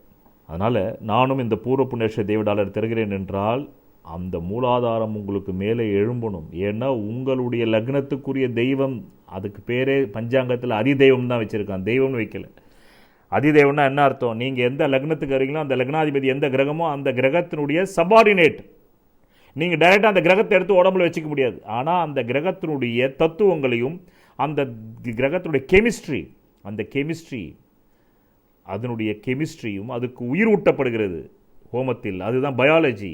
அந்த கெமிஸ்ட்ரி அந்த பயாலஜியோடு செய்யப்படுவதால் அந்த கிரகமே அந்த கதிர்வீச்சை உங்களுக்கு பாய்ச்சும். இது எப்படின்னா பூத கண்ணாடி. நேரடியாக சூரிய உதயம் கீழே குச்சி வச்சாக்கா 110 டிகிரியில் கூட இந்த குச்சி எரியாது. ஆனாலும் ஒரு சாதாரண 104 டிகிரிக்குள்ளே பூத கண்ணாடி வச்சா அந்த குவி மையம் பூத கண்ணாடி வாங்கி அது கீழே கொடுத்துரும், அந்த லென்ஸ் கொடுத்துரும். ஆன்மீக வளர்ச்சிக்கான வீரியம்தான் உங்கள் காமசக்தி. நீங்கள் உங்கள் காமசக்தினால் தான் ஞானோதயம் அடைகிறீர்கள். நான் ஏறக்குறைய 35 ஆண்டுகளாக, நான் 20 வயசில் இருந்தேன், கிட்டத்தட்ட 18, 16 வயசில் இருந்தேன். நான் ஏறக்குறைய 35 ஆண்டுகளாக தேடி வருகிறேன். எல்லா விதமான புத்தகங்களில், வினோதமான ஓலைச்சுவடுகளில், கிட்டத்தட்ட திபெத்திலிருந்து லடாக் வரையிலும், சீனா, ஜப்பான், இந்தியாவில் உலகத்திலேயே அதிகமான நூல்களும் சூடகளும் இருக்கின்றன. நான் கொக்கோகம் படித்திருக்கிறேன், வாட்சாரனுடைய காமநூல் படித்திருக்கிறேன், மாஸ்டர்ஸ் அண்ட் ஜான்சன் படித்திருக்கிறேன். பிறகு பகவான் ஓஷோவுடைய காமத்திலிருந்து கடவுளுக்கும் படித்திருக்கிறேன். நான் ஒரு விஷயத்தை தான் பார்த்து வருகிறேன், எங்காவது ஞானோதயம் பெற்ற ஆண்மையற்ற மனிதன் இருக்கிறானா? ஏன், நான் தான் உதாரணமே சொல்லிட்டேனே, உங்கள் சிவனுக்கு 2 மனைவி. பிறகு அவர் தந்த்ராவில் கரை கண்டவர், காமத்தில் சிவன் கரை கண்டவர். அது தெரியுமா உங்களுக்கு? சிவலிங்க தத்துவமே அதுதான். ஒரு முறை பிரம்மாவும் விஷ்ணுவும் மேலுலகத்தில் ஒரு மிகப்பெரிய தீர்க்க முடியாத ஒரு வேலை இருந்தது. அதற்காக அவர் சிவனை, நான் இதை பற்றி முன்பே கூட பேசியிருக்கிறேன், இப்போது அவசியம் என்பதால் பேசுகிறேன், இதே துலாம் பதிவில் பேசியிருக்கிறேன். அப்போது அவசர வேலையாக அவர் சிவனை பார்க்க கைலாயம் வருகிறார். அங்கே கைலாயத்திலே காவலாளி தூங்கி போனான். சரி என்று இவர்கள் உள்ளே போனால் அங்கே அவர் தன் தேவியோடு காம கலவையில் ஈடுபட்டுள்ளார். எப்போதுமே சிவன் போதை உட்கொள்வது வழக்கம். அதனால் அவர் எல்எஸ்டி, மேரிசோனா போன்ற ஏதாவது ஒரு போதையை பயன்படுத்தியிருப்பார். ஆனால் வந்தது யார் என்றே தெரியவில்லை. அவர் காமத்தில் மூழ்கிவிட்டார். ஆனால் இவர்களுக்கோ தெரிகிறது அடுத்தவருடைய காமக்கல்வியை நாம் பார்ப்பது நாகரிகமற்றது என்று. ஆனால் அந்த அதிர்வு இவர்களை விடவில்லை, இருவருக்கும் அது ஆட்கொண்டது. காரணம் அவர்களுக்கே அதுதான் புதியதாக இருக்கிறது. அப்போது இது எதற்காக சொல்லப்படுகிறது என்றால் சிவன் மிகப்பெரிய தாந்திரிகன் என்று. அப்போது அவர்கள் அங்கே அந்த கண்ட காட்சி சிவனுடைய லிங்கமும் அந்த பார்வதி தேவனுடைய பீடமும் தான் இருந்தது. அவர்கள் இருவர் உருவம் மறைந்து அது மட்டுமே அங்கே வந்தது, துடித்து கொண்டிருந்தது. பிரபஞ்ச துடிப்பை உணர்ந்தார்கள். அது மிகவும் சக்தி வாய்ந்ததாக இருந்தது. அவர்கள் வாழ்க்கையில் எப்படி ஓடும் பொருள் நின்றது, அதுதான் சிவலிங்க காட்சி. பிறகு அவர்கள் இப்படிப்பட்ட அந்த இன்பத்தை இவர் அனுபவித்திருக்கிறார், நம்மிடம் இவ்வளவு நாள் சொல்லவில்லை என்ற கோபத்தில் சாபம் விட்டார்கள். இப்படி நீ இந்த காமத்தில் திளைப்பதால் இதை எல்லோரும் பார்த்து நாரட்டும், இனி உலகம் ஃபுல்லாக இது எல்லோரும் பார்க்கட்டும் என்று விட்டார். அதனால் தான் இன்றைக்கு எல்லா கோயிலும் சிவலிங்கம் இருக்கிறது. இது ஒரு கதை, அழகான கதை, காமத்தை பற்றி கூறிய கதை. அதே போல்தான் அதே சிவனும் மகாவிஷ்ணு பெண் வடிவெடுத்திருக்கிறார். உடனடியாக பார்த்தார், உடனே மேட்ரை முடித்தார். உடனே பார்த்தாக்க கையில் சாஸ்தா. இது என்ன அநியாயம் பாருங்கள். இவருடைய மிகப்பெரிய காம வீரியத்துக்கு பிறந்தவர் பிரம்மச்சாரியா. அதாவது ஒருத்தன் தன்னை நல்லவனாக காட்டிக்கிறதுக்கு முதல்ல என்ன தெரியுமா சொல்லுவான், நான் பிரம்மச்சாரின்னு. நல்லவனுக்கு அடையாளமே நீங்கள் இம்பார்ட்டன்சின்னு சொல்கிறது தான். பிரம்மச்சரியன்றது என்ன, இம்பார்ட்டன்சி. மாஸ்டர்பேஷனும் கிடையாது. காண தவறாதீர்கள். ஜாதக வெற்றி அடைவது எப்படி? லக்னத்திற்கு தான் கற்களை அணிய வேண்டுமே தவிர ராசிக்கு கற்களை அணியக்கூடாது. ராசிக்கல் மோதிரம் அணிவதால் பயனில்லை. உங்கள் வாழ்க்கையில் சுபிட்சம் ஏற்பட, குழந்தை பாக்கியம் ஏற்பட, வெளிநாடு செல்ல, தரித்திர நிலையிலிருந்து வெளிப்பட, கடனை திருப்பி அடைக்க ஒரே மருந்து பூர்வ புண்ணிய அதிர்ஷ்ட தெய்வ டாலரின் பின்புறத்தில் மூலிகை கலந்த யோக ரத்தினங்கள் அணிவது ஒன்றே. என்னிடத்திலே ஒரு துலாம் ராசியை சேர்ந்த அன்பர் வந்தார். அவர் இப்போது கூட இந்த பதவியை பார்த்து கொண்டிருப்பார் என்பது எனக்கு தெரியும். பாவம் 2 ஆண்டுகளுக்கு முன்பு வந்தார். அவர் சொன்னார், ஐயா நான் கொஞ்சம் இப்படிப்பட்ட உண்மைகளை பேசுவதால் தான் அவர் வந்தார். இளைஞர், அவர் கல்யாணமாகவில்லை, 24 வயசு இருக்கும், விருச்சிக்கிழமை என்று நினைப்பு. அப்போ அவர் சொன்னார், இந்த மாதிரி நான் மாஸ்டர்பேஷன் பண்ணுறேன், பண்ணி என் உடம்புல ஒரு சொட்டு விந்து இல்லாமல் போயிடுச்சு. பாவம், அவருக்கு எப்படி தெரியும்? அது மருத்துவர் தான் சொல்லணும், இல்லை ஜோதிடரான நான் சொல்லணும். ஏன்னா ஜோதிடத்துக்குள்ள மருத்துவமும் உண்டு. 200 ஆண்டுகளுக்கு முன்பு ஒரு ஜோதிடன் தான் மணி மந்திர ஔஷதம், மணின்னா ரசமணி தயாரிக்கிறது, அதுதான் ஃபார்மாசிட்டிக்கல். மந்திரம்னா ஜோதிடம் சொல்கிறது, ஔஷதம்னாக்கா நாடி பிடிச்சி பார்க்குறது. ஆக வாத பித்த சிலேத்தும் நாடி. ஏன்னா அந்த காலத்தில் ஸ்கேன் இல்லை. 6ஆம் பாவாதிபதி தலையில் உட்காந்துருந்தா தலையில் நோய், 2ல் இருந்தாக்கா முகத்தில் நோய், கண்ணில் நோய். அந்த முகத்துக்குள்ளே 50 விஷயம் இருக்குது. அந்த 50 பார்ட்டில் உடல் அந்த முகம் சுற்றிய இடத்துல நோய், அதுக்கு பச்சலை, அந்த மாதிரி தான். அப்போ நான் அவர்கிட்ட சொன்னேன், கவலைப்படாதீங்க என்ன, ஏன்னா இதை பற்றி நான் பேசணும்னு அப்போயே முடிவு பண்ணேன். மாஸ்டர்பேஷனை பற்றி பேச போகிறேன், அதுதான் இப்போ பேசினேன். போன வாரம் அவருக்காக தான் நான் அந்த தொடங்கினது. இப்போ அவரும் இதை கேட்டுக்கிட்டு இருப்பார்னு நினைக்கிறேன். அவரும் தெளிவு பெறணும். இதற்கு முன்பு இளைஞர்களை தெளிவுபடுத்தியது மாத்ருபூதம். அவர் நீயா நானா நிகழ்ச்சியில் தான் விஜய் டிவியே ஃபேமஸ் ஆச்சு. ஆமாம், அப்போல்லாம் விஜய் டிவியில் ஸ்டார்ட் 2000-3000 தான். 1998-97 நீயா நானா ஃபேமஸ் ஆச்சு. மாத்ருபூதம் 1980s கிட்ஸுக்கு தெரியும்னு நினைக்கிறேன். அது அதில் ஒரு கேள்வியே கேட்குறாரு. அது எப்போ நான் கேட்டாலும் எனக்கு சிரிப்பு வரும்.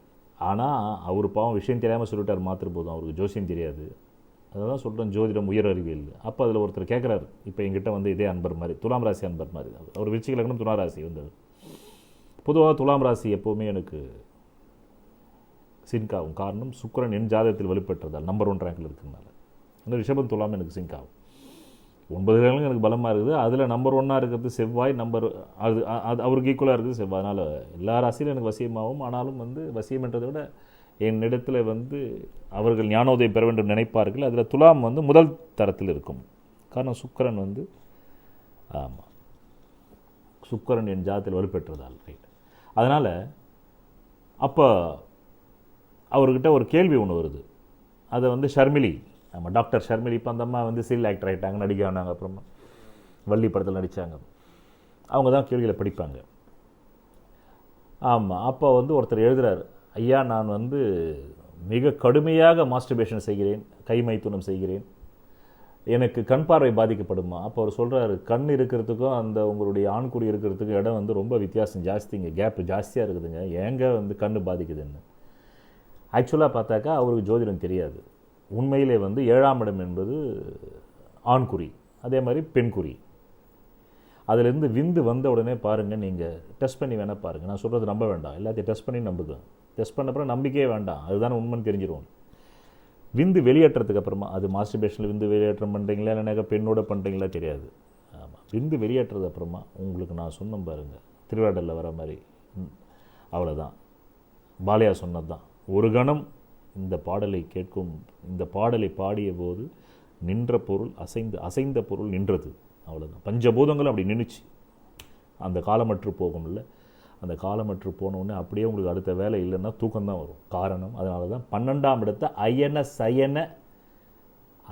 அயனம்னா தூங்குறது, சயனம்னாக்கா அயனம்னா கண்ணு, அயனம்னா கண்கள், சான்ஸ்கிரிட்டில் அயனம்னா கண்கள். அந்த அயனம் என்கின்ற கண்ணு சயனம் ஆயிடுமா, அதாவது தூக்கத்துக்கு போயிடுமா. எல்லாம் அழகாக சொன்னான் பாருங்க. அயனம் என்ற கண்கள் சயனம் ஆயிடுது. அதனால் சயனஸ்தானம், சயன போகம், அதாவது ஃபர்ஸ்ட் நைட் ஸ்தானம்ன்றான். அதாவது பெண்ணோடு உடலுறவு கொள்ளும் ஸ்தானம்ன்றான். அப்படி இந்த பிரம்மாவும் விஷ்ணுவும் அந்த சிவனும் தன் பார்வதியும் நடத்திய அந்த அற்புதமான அந்த 2 பேர் உருவமே மறைஞ்சிருச்சு. அங்கே 2 பேருடைய உறுப்புகள், ஆண் உறுப்பு பெண் உறுப்பு மட்டுமே துளிச்சிக்கிட்டு இருக்கு. அதுதான் சிவலிங்கம். அதுதான் இன்றைக்கி நம்ம வழிபடுறோம். விஷயம் எப்படி இருக்குது? எச் ராஜா சொல்கிறாரு, ரகுவம்சத்தை பற்றி கவி காளிதாசர் கேள்விப்பட்டாராம். என்னன்னு கேள்விப்பட்டாராம்? அவங்க 2 பேருமே பிள்ளை பேருக்கு தான் குழந்தை பெற்றுக்கிட்டாங்களே தவிர அவங்க உண்மையை தான் சொல்லியிருக்கார் ஒரு வகையில்.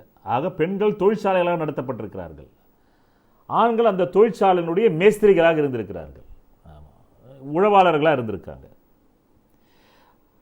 நான் ஏறக்குறைய 35 ஆண்டுகளாக தேடி வருகிறேன். எல்லா விதமான புத்தகங்களில் வினோதமான ஓலைச்சுவடுகளில் திபெத்திலிருந்து லடாக் வரையிலும் சீனா, ஜப்பான், இந்தியாவில் உலகத்திலேயே அதிகமான நூல்களும் சூடுகளும் இருக்கின்றன. நான் ஒரு விஷயத்தை தான் பார்த்து வருகிறேன். எங்காவது ஞானோதயம் பெற்ற ஆண்மையற்ற இம்போர்டன்சி மனிதன் இருக்கிறானா?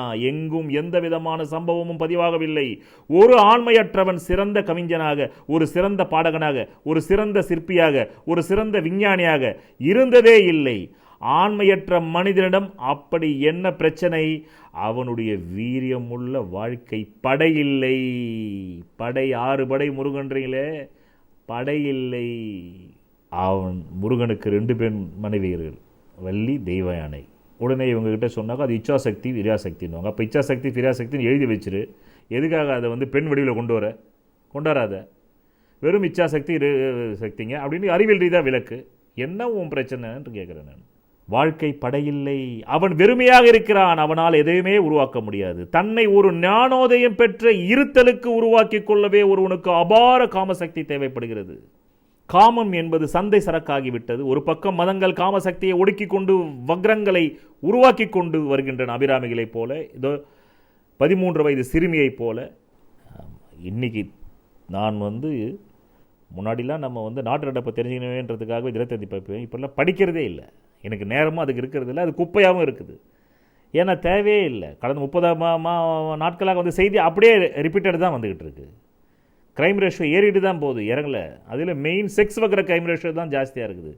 புருஷனை கள்ளக்காதலுக்காக பொண்டாட்டி கொண்டுட்டா, கள்ளக்காதலிக்காக புருஷன் பொண்டாட்டியை கொண்டுட்டான். முந்தா நாள் பாலிமரில் கணவன் தன்னுடைய காதல் மனைவியை தன் நண்பர்களுக்கு விருந்தாக்குறான். அது ஒரு கம்ப்ளைண்ட் பாருங்கள்.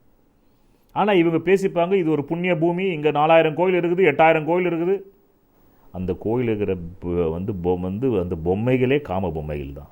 இவங்க அத்தனை பேருமே அந்த பேப்பர் நோட்டுக்கு தான் பார்க்குறாங்க. பிஜேபிக்கு தேவை பேப்பர் நோட்டு, ப்ளஸ் எத்தனை இடங்கள் பெற்றோம், அதுக்கு ஏதாவது ஒரு பொய்யை சொல்லு. காமத்தை நீ தன்னை நல்லவனாக காட்டிக்கொள்வதற்கு நான் காமத்தை பயன்படுத்தவில்லை என்று சொன்னால் அவன் நல்லவனா? அவனை விட கெட்டம் உலகத்திலே கிடையாது. இப்படி இங்கே சொல்லிட்டு மேடையில் போய் நம்ம ராகவனை ராகவனை பார்க்கலையா, போட்டு ட்ரோல் பண்ணலையா, மாஸ்டர்பேஷன் பண்ணிக்கிட்டு அந்த பொண்ணை கழட்டுன்றார். ஆனால் இவங்களே அவர் ராகவன் மாட்டலன்னா என்ன இருக்கும்? நேராக இந்த தந்தி டிவியில் உட்காந்துக்கிட்டு பிரம்மாண்டமாக பேசுவார். இந்து மதம் என்ன மதம் தெரியுமா உங்களுக்கு? எங்கள் மதம் எப்படிப்பட்ட புனிதமான மதம் தெரியுமா உங்களுக்கு? இது இந்து மதத்தில் மட்டும்தானா? கிறிஸ்துவ மதத்திலுமே உண்டு. எல்லா மதங்களும் இந்த குப்பையை செய்திருக்கிறது. இயேசு ஒரு கன்னி மேரிக்கு பிறந்தார். எப்படி கன்னி மேரிக்கு பிறப்பார்? கன்னி மேரிக்கு எப்படிங்க அவர் பிறப்பார்? அப்படி சொன்னாதான் இயேசுக்குன்னு ஒரு மகத்துவம் இருக்குதுன்னு நம்புகிறாங்க கிறிஸ்துவர்கள். அப்படின்னா இயேசுக்கு மகத்துவமே இல்லைன்னு அவங்களே ஒத்துக்கிறாங்க. அவர் கன்னி மேரிக்கு பிறந்தாங்க, இயேசு எதுக்கு முன்னு நான் பார்த்துக்குங்க. இயேசு கன்னி மேரிக்கு பிறந்தார். இப்படித்தான் இஸ்லாத்துலேயும் சரி, இப்படித்தான் இந்து மதத்துலேயும் சரி, எல்லாத்துலேயுமே இருக்குது. நபிகளுக்கு சரி, அவருக்கு பிள்ளைகள் இல்லை. கேட்டாக்க அவர் புனிதமானவர், அதனால் பிள்ளை பெற்றுக்கல. என்னது இது? அதே மாதிரி தான் இயேசுவுக்கு. அதே மாதிரி எல்லாத்துல தான் பகவான் ஓஷோ சொல்லுவார். உலகம் ஃபுல்லாக எப்படி மார்க்கெட்டிங் பண்ணுறாங்க கிறிஸ்துவர்கள்னாக்கா, I love Jesus but not கிறிஸ்டியன்ஸ்னு ஒரு பகவான் ஓஷோ அது சொல்லுவார். I love Jesus but at the cross he become enlightened, not before தட்னு வரும். அவர் சிலுவையில் இருக்கும்போது இனி நேரம் கிடையாதுன்னும் போது தான் என்லைட்டட் ஆகிறாரு. அதுக்கப்புறமா என்லைட்டட் ஆனதுக்கப்புறமா அவனால் எதுவுமே பேச முடியாது. ஆனால் ஆனார், கடைசியிலே அது ஆனார். அதனால் I love that man but not Christians. ஏன்னா அவங்க ஒரே ஒரு விஷயத்தை வச்சு தான் மார்க்கெட்டிங் பண்ணுறாங்க. இயேசு உங்களை ரட்சிப்பதற்காகத்தான் சிலுவையில் தொங்கினாராம். அப்போனா அவர் கூட 2 திருடர்களும் சேர்ந்து தொங்கினாங்க. அவங்களும் நம்மளை ரட்சிக்கிறதுக்கு தானே. பொதுவாக யூத மரபுப்படி சிலுவையில் தான் எல்லாரும் அறைவாங்க. அப்போ அந்த சிலுவையில் அறைஞ்சவங்க எல்லாருமே நமக்காக தான் அந்த உலக மக்களை ரட்சிக்கிறதுக்காக தான். அதுதான் ஓஷோ சொல்லுவார். தன்னையே ரட்சித்து கொள்ள தெரியாத ஒரு மனிதன் எப்படி உங்களை ரட்சிக்க முடியும்னார். அவரையே அவர் ரட்சிக்க தெரியலையே. கேத்தாமேனியஸ் தோட்டத்தில் அவர் உட்காந்துருக்காரு. அவர் தப்பிக்கிறதுக்கு 3 நாள் வாய்ப்பு இருக்குது, அவர் தப்பிக்கலையே. காரணம், அவர் சாவை தேடி போனார். அதனால்தான் பகவான் ஓஷோ சொல்வார், நீங்கள் மூளை திருகி கோமாளியாக வேண்டும் என்றால் தயவு செய்து மத விஷயத்தில் கோமாளியாகி விடுங்கள். அப்போ தான் உங்களுக்கு இயேசு மாதிரி வழிபாடு நடக்கும். இயேசு மாதிரி உலகம் ஃபுல்லாக உங்களை மதங்களை பரப்புவாங்க. அதே அந்த 2 திருடர்களும் தான் அங்கே சிலுவையில் அறையப்பட்டாங்க. ஆனால் அவங்கள சுற்றி பெரிய மதங்கள் உருவாகலை. காரணம், இவர் மதத்துக்காக, நன்மைக்காக, மக்களை உய்விக்கிறதுக்காக சிலுவையில் ஏறினாராம். அவங்க செஞ்ச தப்புக்காக. அதான் சொல்லுவார், நீங்கள் பைத்தியமாக வேண்டும் என்றால் மத விஷயத்தில் பைத்தியமாயிடுங்க. பொன்னும் பொருளும் மணியும் பாலாபிஷேகமும், உங்களுக்கு ரோமில் மிகப்பெரிய வேட்டிகான் சர்ச்சும் பண வசதியும் அது இயேசு இருந்தப்போ கிடைக்கல. எந்த ஞானியும் தான் உயிரோடு இருக்கும்போது மதிக்கப்பட்டதே இல்லை. மனிதன் ஒரு மிருகம். எந்த ஒரு ஞானியும் தான் உயிரோடு இருக்கும்போது மதிக்கப்பட்டதே கிடையாது. அவன் இறந்த பிறகு கபீர், கிறிஸ்து ஆகிய இவர்கள் கண்ட கனவுகளை போன்று நானும் முயன்று பார்த்தேன். ஆனால் மனிதன் ஒரு அற்புதமான மிருகம். இறந்து போனவர்களை பற்றி பேசினால் அவன் சந்தோஷம் அடைகிறான். நீங்கள் கபீரை பற்றி பேசுங்க, அவர் செத்துட்டார். இயேசுவை பற்றி பேசுங்க, செத்துட்டார். ஆனால் உயிரோடு இருப்பவர்களையோ அவர்கள் இயேசுவை போல் பேசினால் உடனே கொலை பண்ணிடலாம். இயேசுவையும் கொலை பண்ணதுக்கு காரணம் தான், அவர் சிலுவை அரைச்சதுக்கு காரணம் தான். பரலோகத்தில் இருக்கும் சாம்ராஜ்யத்தில் உங்களை அதிகாரி ஆக்குகிறேன்னார். உடனே மன்னன் என்ன நினச்சா, இங்கே இருக்கிறவன்லாம் கொண்டு போய் பரலோக சாம்ராஜ்யத்தில் கொண்டு போய் இவன் அதிகாரி ஆகிட்டாங்க, நாம் யாரை வச்சு ஆட்சி பண்ணுறது? அப்போ இவன் கலகக்காரன். பிகாஸ் இங்கே கிழக்கில் 10,000 அங்கே ஒரே ஒரு குரு தான் தோன்றினார் இயேசு. அதுக்கு முன்னாடி குருமார்களே கிடையாது அங்கே. ஆனால் இங்கே அப்படி கிடையாது. 2500 ஆண்டுகளுக்கு முன்னாடி புத்தர் இருக்கார். புத்தருக்கு முன்னாடி புத்தருடைய சமகாலத்தில் ஆதிசங்கரர் இருக்கார். அதுக்கு முன்னாடி பல சப்த ரிஷிகள், 18 சித்தர்கள், ஜோதிட சித்தர்கள் இருக்காங்க. இப்படி பல குருமார்கள் நம் வாழும் இந்த காலத்தில். விவேகானந்தர் போயிருக்கார் 18ஆம் நூற்றாண்டில். அதுக்கப்புறம் ராமகிருஷ்ண பரமஹம்சர் வந்திருக்காரு, ரமணர் வந்திருக்காரு. இப்படிப்பட்ட குருமார்கள். அதனால் அவங்க பேச்சை கரெக்டாக கொண்டு போய் மக்கள்கிட்ட கொண்டு போய் இன்டர்பிரேட் பண்ணுவாங்க. நான் கூட கடந்த 6 மாதம் முன்னாடி பேசும்போது என்னிடத்தில் ஒரு அம்மையார் ஒரு கமெண்ட் போட்டதை என்னுடைய எஸ்ஓமோக்காரங்க சொல்லி அவங்களே அதை அழிச்சிட்டேன்னாங்க. நான் சொன்னேன், இனிமேல் என் நாலேஜுக்கு வராமல் எதுவும் பண்ணாதீங்க நீங்கள்.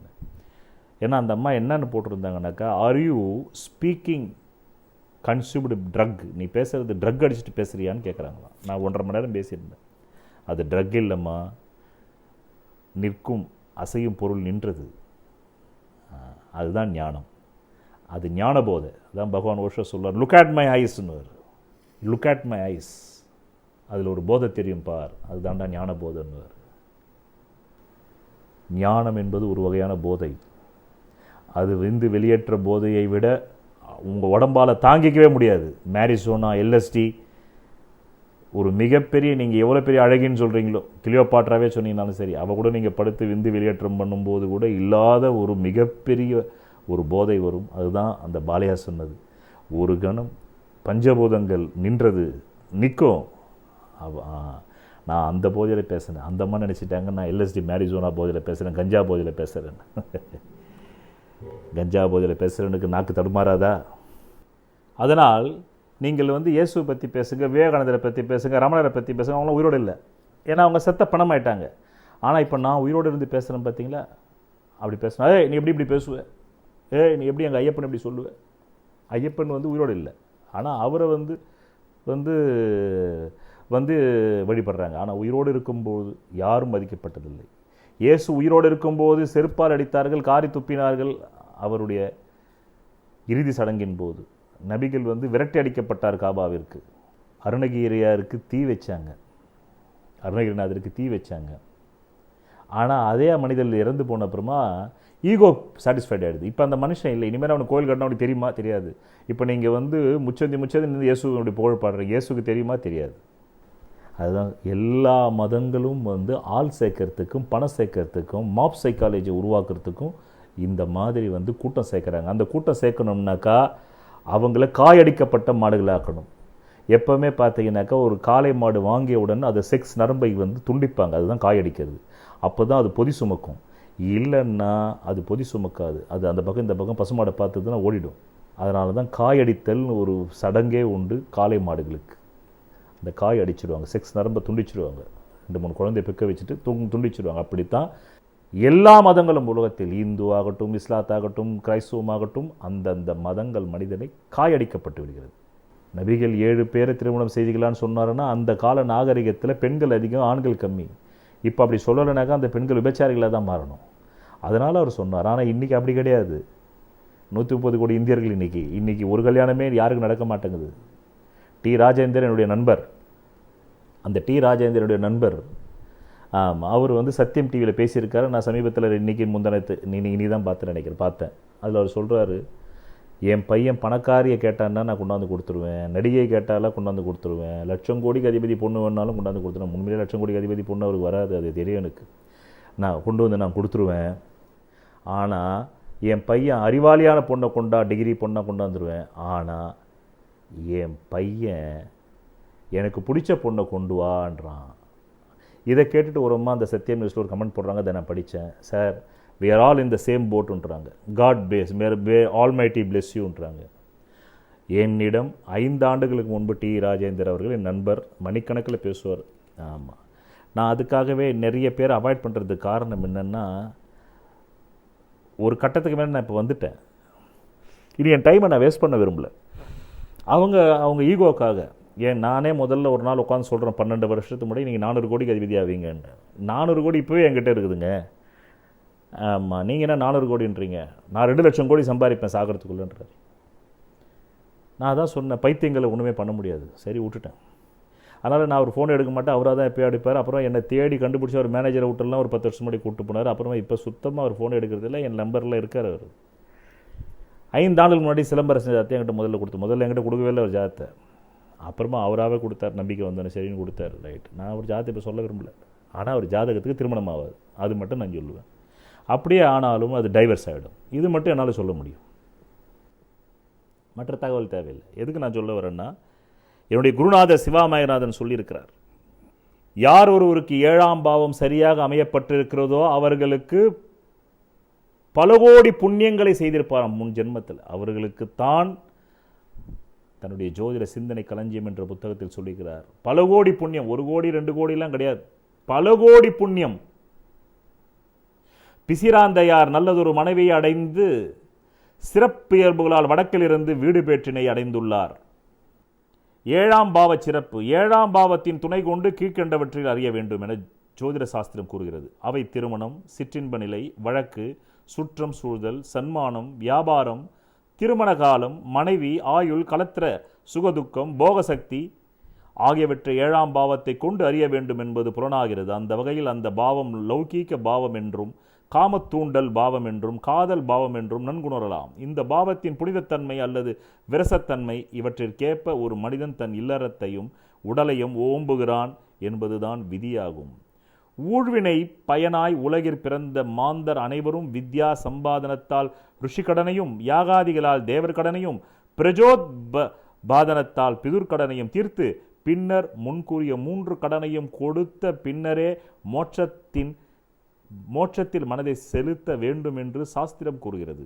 ஜோதிட சாஸ்திரத்தில் 1வது பாவம் முதல் 5ஆம் பாவம் வரை உள்ள லக்னம், குடும்பம், தைரியம், சுகம், புத்திரர் ஆகிய 5 பாவங்களால் ருஷிகடன் தீர்க்கும் முறையும் பிறவும் உபதேசிக்கப்பட்டன. இனி பிதுர்கடனையும் தேவர்கடனையும் தீர்த்தல் என்பது தக்க மனையாளை மணந்து அவள் உதவி கொண்டு நிகழ வேண்டி ஏற்படுகின்றமையால் மனையாளை மணக்கும் முறைமையும் மனைவியின் மனநிலை சிறப்பு இயல்புகளையும் அறிய 7ஆம் பாவத்தை ஜோதிட சாஸ்திரத்தில் விற்பன்னர்கள் அமைத்து உள்ளார்கள். நல்ல மனைவி அமைய பெற்றவர்களே பிதுர்கடனை தீர்ப்பவராகவும் தேவர் கடனை தீர்ப்பவராகவும் விளங்க முடியும். இவ்வாறு அமைய பெற்றவர்கள் மோட்ச சிந்தனையில் ஈடுபட உரிமை உண்டு. நன்றாக கவனிக்கணும், உரிமை உண்டு, இல்லைன்னா உரிமை கிடையாது. அவ்வாறு ஈடுபட்டவர்கள் வீடு பெற்று அடைவது திண்ணம் என்று நமது இந்து தர்மம் கூறுகிறது. புராண இதிகாசங்களில் வரும் காவிய தலைவியை கர்ப்புநிறை பெண்மணியாகவே காணுகின்றோம். எனவே இதிகாச காவிய தலைவர்கள் எல்லாம் உயர்ந்த படைப்புகளாய் நம்முன் நிற்கிறார்கள். 50 காப்பியங்களில் உலாவரும் காவிய தலைவரிடையே காதல் வேட்கை மிகுந்து காணப்படினும் அக்காதல் கற்பின் வித்து என்றே அறிகின்றோம். பிசிராந்தையார் நல்லதொரு மனைவியை அடைந்த சிறப்பு இயல்புகளால் வடக்கிலிருந்து வீடு பெற்றினை அடைந்துள்ளார். இம்மை மறுமை இரண்டிற்கும் பாலம் அமைத்து அதில் ஒவ்வொரு மனிதனுடைய பயணத் தெளிவை அளவீடு செய்வது சப்தம ஸ்தானம் என்னும் கலத்திரஸ்தானமாகும். ஜாதகத்தில் கலத்திரஸ்தானம் மிகச் சிறப்பாக அமைந்து விடுமேயானால் அம்மனிதன் முற்பிறவியில் பல கோடி புண்ணியங்களை செய்தவனாக விளங்குகிறான். மோட்சத்திற்கும் வீடு பெற்று நிலைக்கும் கதவனை திறந்து விடுவது இந்த சப்தமஸ்தானம் எனும் 7ஆம் பாவமாகும். பொதுவாக ஆண்களிடம் கர்ப்ப நிலை இருப்பது நல்லது மட்டுமல்ல, அது ஒரு புருஷ லட்சணத்திற்கு எடுத்துக்காட்டு மட்டுமல்ல. அந்த கர்ப்ப நிலை ஒரு ஆணுக்கு எப்போது வருமென்றால் அந்த காமத்தில் அவனுடைய எதிர்பாலினமான மனைவியால் அவன் காமத்தில் உச்ச பரவச நிலை அடைய வேண்டும். அதே உச்ச பரவச நிலையை அவன் மனைவிக்கும் தர வேண்டும். அப்போதுதான் அவன் அர்த்தநாரீஸ்வர தத்துவத்தில் வருகிறான். அப்போதுதான் அவன் சிவனாகிறான். எதையும் ஆழமாக தேடுகின்ற சிந்தனை திறனும் திடசித்தமும் பெரும்பாலும் பலரிடையே இல்லாமல் போவதற்கு இந்த கலத்திரஸ்தானத்தின் பங்கு முக்கியமாகிறது. சாராவளி கூறும் கலத்திர தத்துவத்தை கூறுகின்றேன். இது சாராவளி என்ற நூல் கூறுகிறது. ஒரு தந்தி கம்பத்தின் மேல் 2 பக்கங்களிலும் சாய்ந்து விடாதபடி வெகு சாவதானத்துடன் செல்ல வேண்டியது அவசியமானது போல் கலத்திர விஷயத்தில் ஒரு மனிதன் மிகுந்த எச்சரிக்கையுடன் நடக்க வேண்டும் என்பதை விளக்குவதாக பின்னுள்ள 6ஆம் பாவத்தில் நோயும் முன் உள்ள 8ஆம் பாவத்தில் மரணமும் வைக்கப்பட்டுள்ளன. ஆகவே இந்த 7ஆம் பாவத்தின் மூலமாக நீ தேர்ந்தெடுக்கும் பெண்ணானவள் தவறானவளாக இருந்தால் அவளே உன் சோழியை முடித்து விடுவாள். அதுதான் இன்றைக்கு நடந்து கொண்டிருக்கிறது. காமம் என்பது சந்தை சரக்காகிவிட்டது. ஒரு பக்கம் மதங்கள் காமசக்தியை ஒடுக்கிக் கொண்டு வக்ரகங்களை உருவாக்கி கொண்டு வருகின்றன. அதனால் வந்த விளைவுதான் பயங்கரமான நோயான எய்ட்ஸ். அதை குணப்படுத்தவே முடியாது. இதன் முழு பெருமையும் மதங்களுக்குத்தான். அவர்களுக்கு உண்மையான மனிதாபிமானம் இருந்தால் எல்லா தேவாலயங்களும் எல்லா வழிபாட்டு தலங்களும் போப் இருக்கும் வாட்டிகான் உட்பட எல்லோருமே மருத்துவமனைகளுக்கு சென்று எய்ட்ஸ் நோயால் அவதிப்படுபவர்களை பார்க்கட்டும். காரணம் அவர்கள்தானே இதை உருவாக்கினார்கள். அவர்கள்தான் இதற்கு பொறுப்பு. அவர்கள்தான் ஆணை வற்புறுத்தி பெண்ணிடமிருந்து பிரிந்து வாடச் சொன்னவர்கள். பிரம்மச்சரியத்தை மத வாழ்க்கையின் துவக்கத்திலேயே சொல்லி வைத்தார்கள். ஆனால் பிரம்மச்சரியம் என்பது இயற்கைக்கு விரோதமானது. இயற்கைக்கு புறம்பான எதுவுமே மத வாழ்க்கைக்கு அடிப்படையாக இருக்கவே முடியாது. பிரம்மச்சரியம் இயற்கைக்கு புறம்பாக இருப்பதால் மதம் ஆணையும் பெண்ணையும் வெவ்வேறு ஆசிரமங்களில் அடைத்து வைத்திருக்கிறது. அவர்கள் ஓரின சேர்க்கைக்கான சூழலை உருவாக்கி விட்டார்கள். அவர்கள்தான் ஓரின சேர்க்கையின் முன்னோடி. அந்த ஓரின சேர்க்கை தான் எய்ட்ஸுக்கு வழிவகுத்து விட்டது. அதை சாதாரணமாய் நோய் என்று சொல்லிவிட முடியாது. அது நோய் பிரிவில் வராது. அதுவே ஒரு மரணம். அதனால் ஒரு பக்கம் மதங்கள் ஒரு தாரத்தையும் வற்புறுத்தின. அது உண்மையில் மாற்றம் இல்லாதது, சலிப்பூட்டுவது. அதுதான் விபச்சாரம். அதனால் ஒரு பக்கம் மதங்கள் ஒரு தாரம். ராமபிரானை போல் வாழ். ஏக பத்தினி இல்லை, ஏகம். அவர் சொல்றார் எச்சிராத, ஏக பத்தினி கிடையாது, ஏகம், ஒரே ஒரு பத்தினி ஓட வாழ். அதனால் ஒரு பக்கம் மதங்கள் ஒரு தாரத்தையும் வற்புறுத்தின.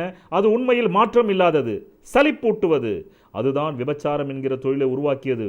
விபச்சாரத்திற்கு பொறுப்பு இந்த பூசாரிகள் தான். அது மிகவும் அருவருப்பானது, நோயானது. நாம் வர்த்தக பொருட்களை உருவாக்கிவிட்டோம். பல அழகான பெண்களை நாம் ஏமாற்றுகிறோம். இன்று வரையில் காமம் என்றால் என்னவென்று நாம் புரிந்து கொள்ளவே இல்லை. அதை அடக்க வேண்டியதில்லை. காரணம் அதுதான் உங்கள் அடிப்படை சக்தி. அதை மாற்ற வேண்டும். நிச்சயமாக அதை உயர்ந்த தூய்மைக்கு உயர்த்த வேண்டும். நீங்கள் மேலே நகரும்போது அந்த ஏணிக்கு பெயர் தியானம். காமம் என்பது அன்பாகிறது, காமம் என்பது பிரிவாகிறது, காமம் என்பது பரிவாகிறது. காமம் இறுதியாக அதே காமம் என்பது உங்கள் உள் இருத்தலின் வெடிப்பாகிறது. ஓர் ஒளி, ஒரு விழிப்பு, ஞானோதயம். ஆனால் அது காமசக்தி. அது நாரி போகலாம். அது வக்ரமாக மாறலாம். ஆனால் அதை இயற்கையாக புரிந்து கொண்டால், தியானத்தின் மூலமாக உதவி செய்து அதை மேல் நோக்கி ஒரு மௌன இடத்திற்கு நகர்த்தி சென்றால், உங்கள் இதயத்தை கடக்க செய்து உங்களது உடலின் 7வது மையத்திற்கு கொண்டு சென்றால், நீங்கள் அந்த சக்திக்கு நன்றி செலுத்துவதாக உணர்வீர்கள். இப்போதைக்கு நீங்கள் அவமானமாகத்தான் உணர்வீர்கள். இந்த அவமானத்தையும் குற்ற உணர்ச்சியும் உருவாக்கியது மத நிறுவனங்கள், மதத்தை தோற்றுவித்தவர்கள். இயற்கையாக ஒரு கேள்வி எழுகிறது, ஏன் அவர்கள் காமத்தை இப்படி குழப்பினார்கள்? அப்படி காமத்தை குழப்பியதன் மூலமாக உலகத்தை, மனத்தை, மனித மனத்தை, அதன் வளர்ச்சியை குழப்பினார்கள். ஏன்? காரணம், மனிதனை அடிமையாகவே வைத்திருக்க இதுதான் எளிமையான வழி. இதுதான் மக்களை குற்ற உணர்ச்சியில் வைத்திருக்க எளிமையான வழி. மேலும் குற்ற உணர்ச்சி உள்ளவன் எவனும் தன் தலையை புரட்சிகரமாக உயர்த்தவே முடியாது. அதனால் எல்லா சுயநலமும் சேர்ந்து மனிதன் தன் கௌரவத்தை, சுயமரியாதையை குற்ற உணர்ச்சியோடு அவமானப்பட்டு இருக்க நினைத்தது. அவர்கள் தொடர்ந்து காமத்தை கண்டித்தே வந்திருக்கிறார்கள். அவர்கள் இந்த கண்டனம் உலகத்தை மிகவும் வேதனைக்குரிய மனோ தத்துவ ரீதியில் அசாதாரண நிலைக்கு அடித்து சென்றிருக்கிறது. இந்த குற்றங்களை எல்லாம் அரங்கேற்றியவர்கள் உங்களால் அழைக்கப்படும் அந்த புண்ணிய தலைவர்கள், அந்த போப்புகள், அந்த பாதிரியார்கள், அந்த இமாம்கள். ஆனால் டெல்லியிலே ஒரு இமாம் தண்ணி எடுத்து வர பள்ளிவாசலுக்கு சென்றவர்களை கற்பழித்திருக்கிறார். கேரளாவிலே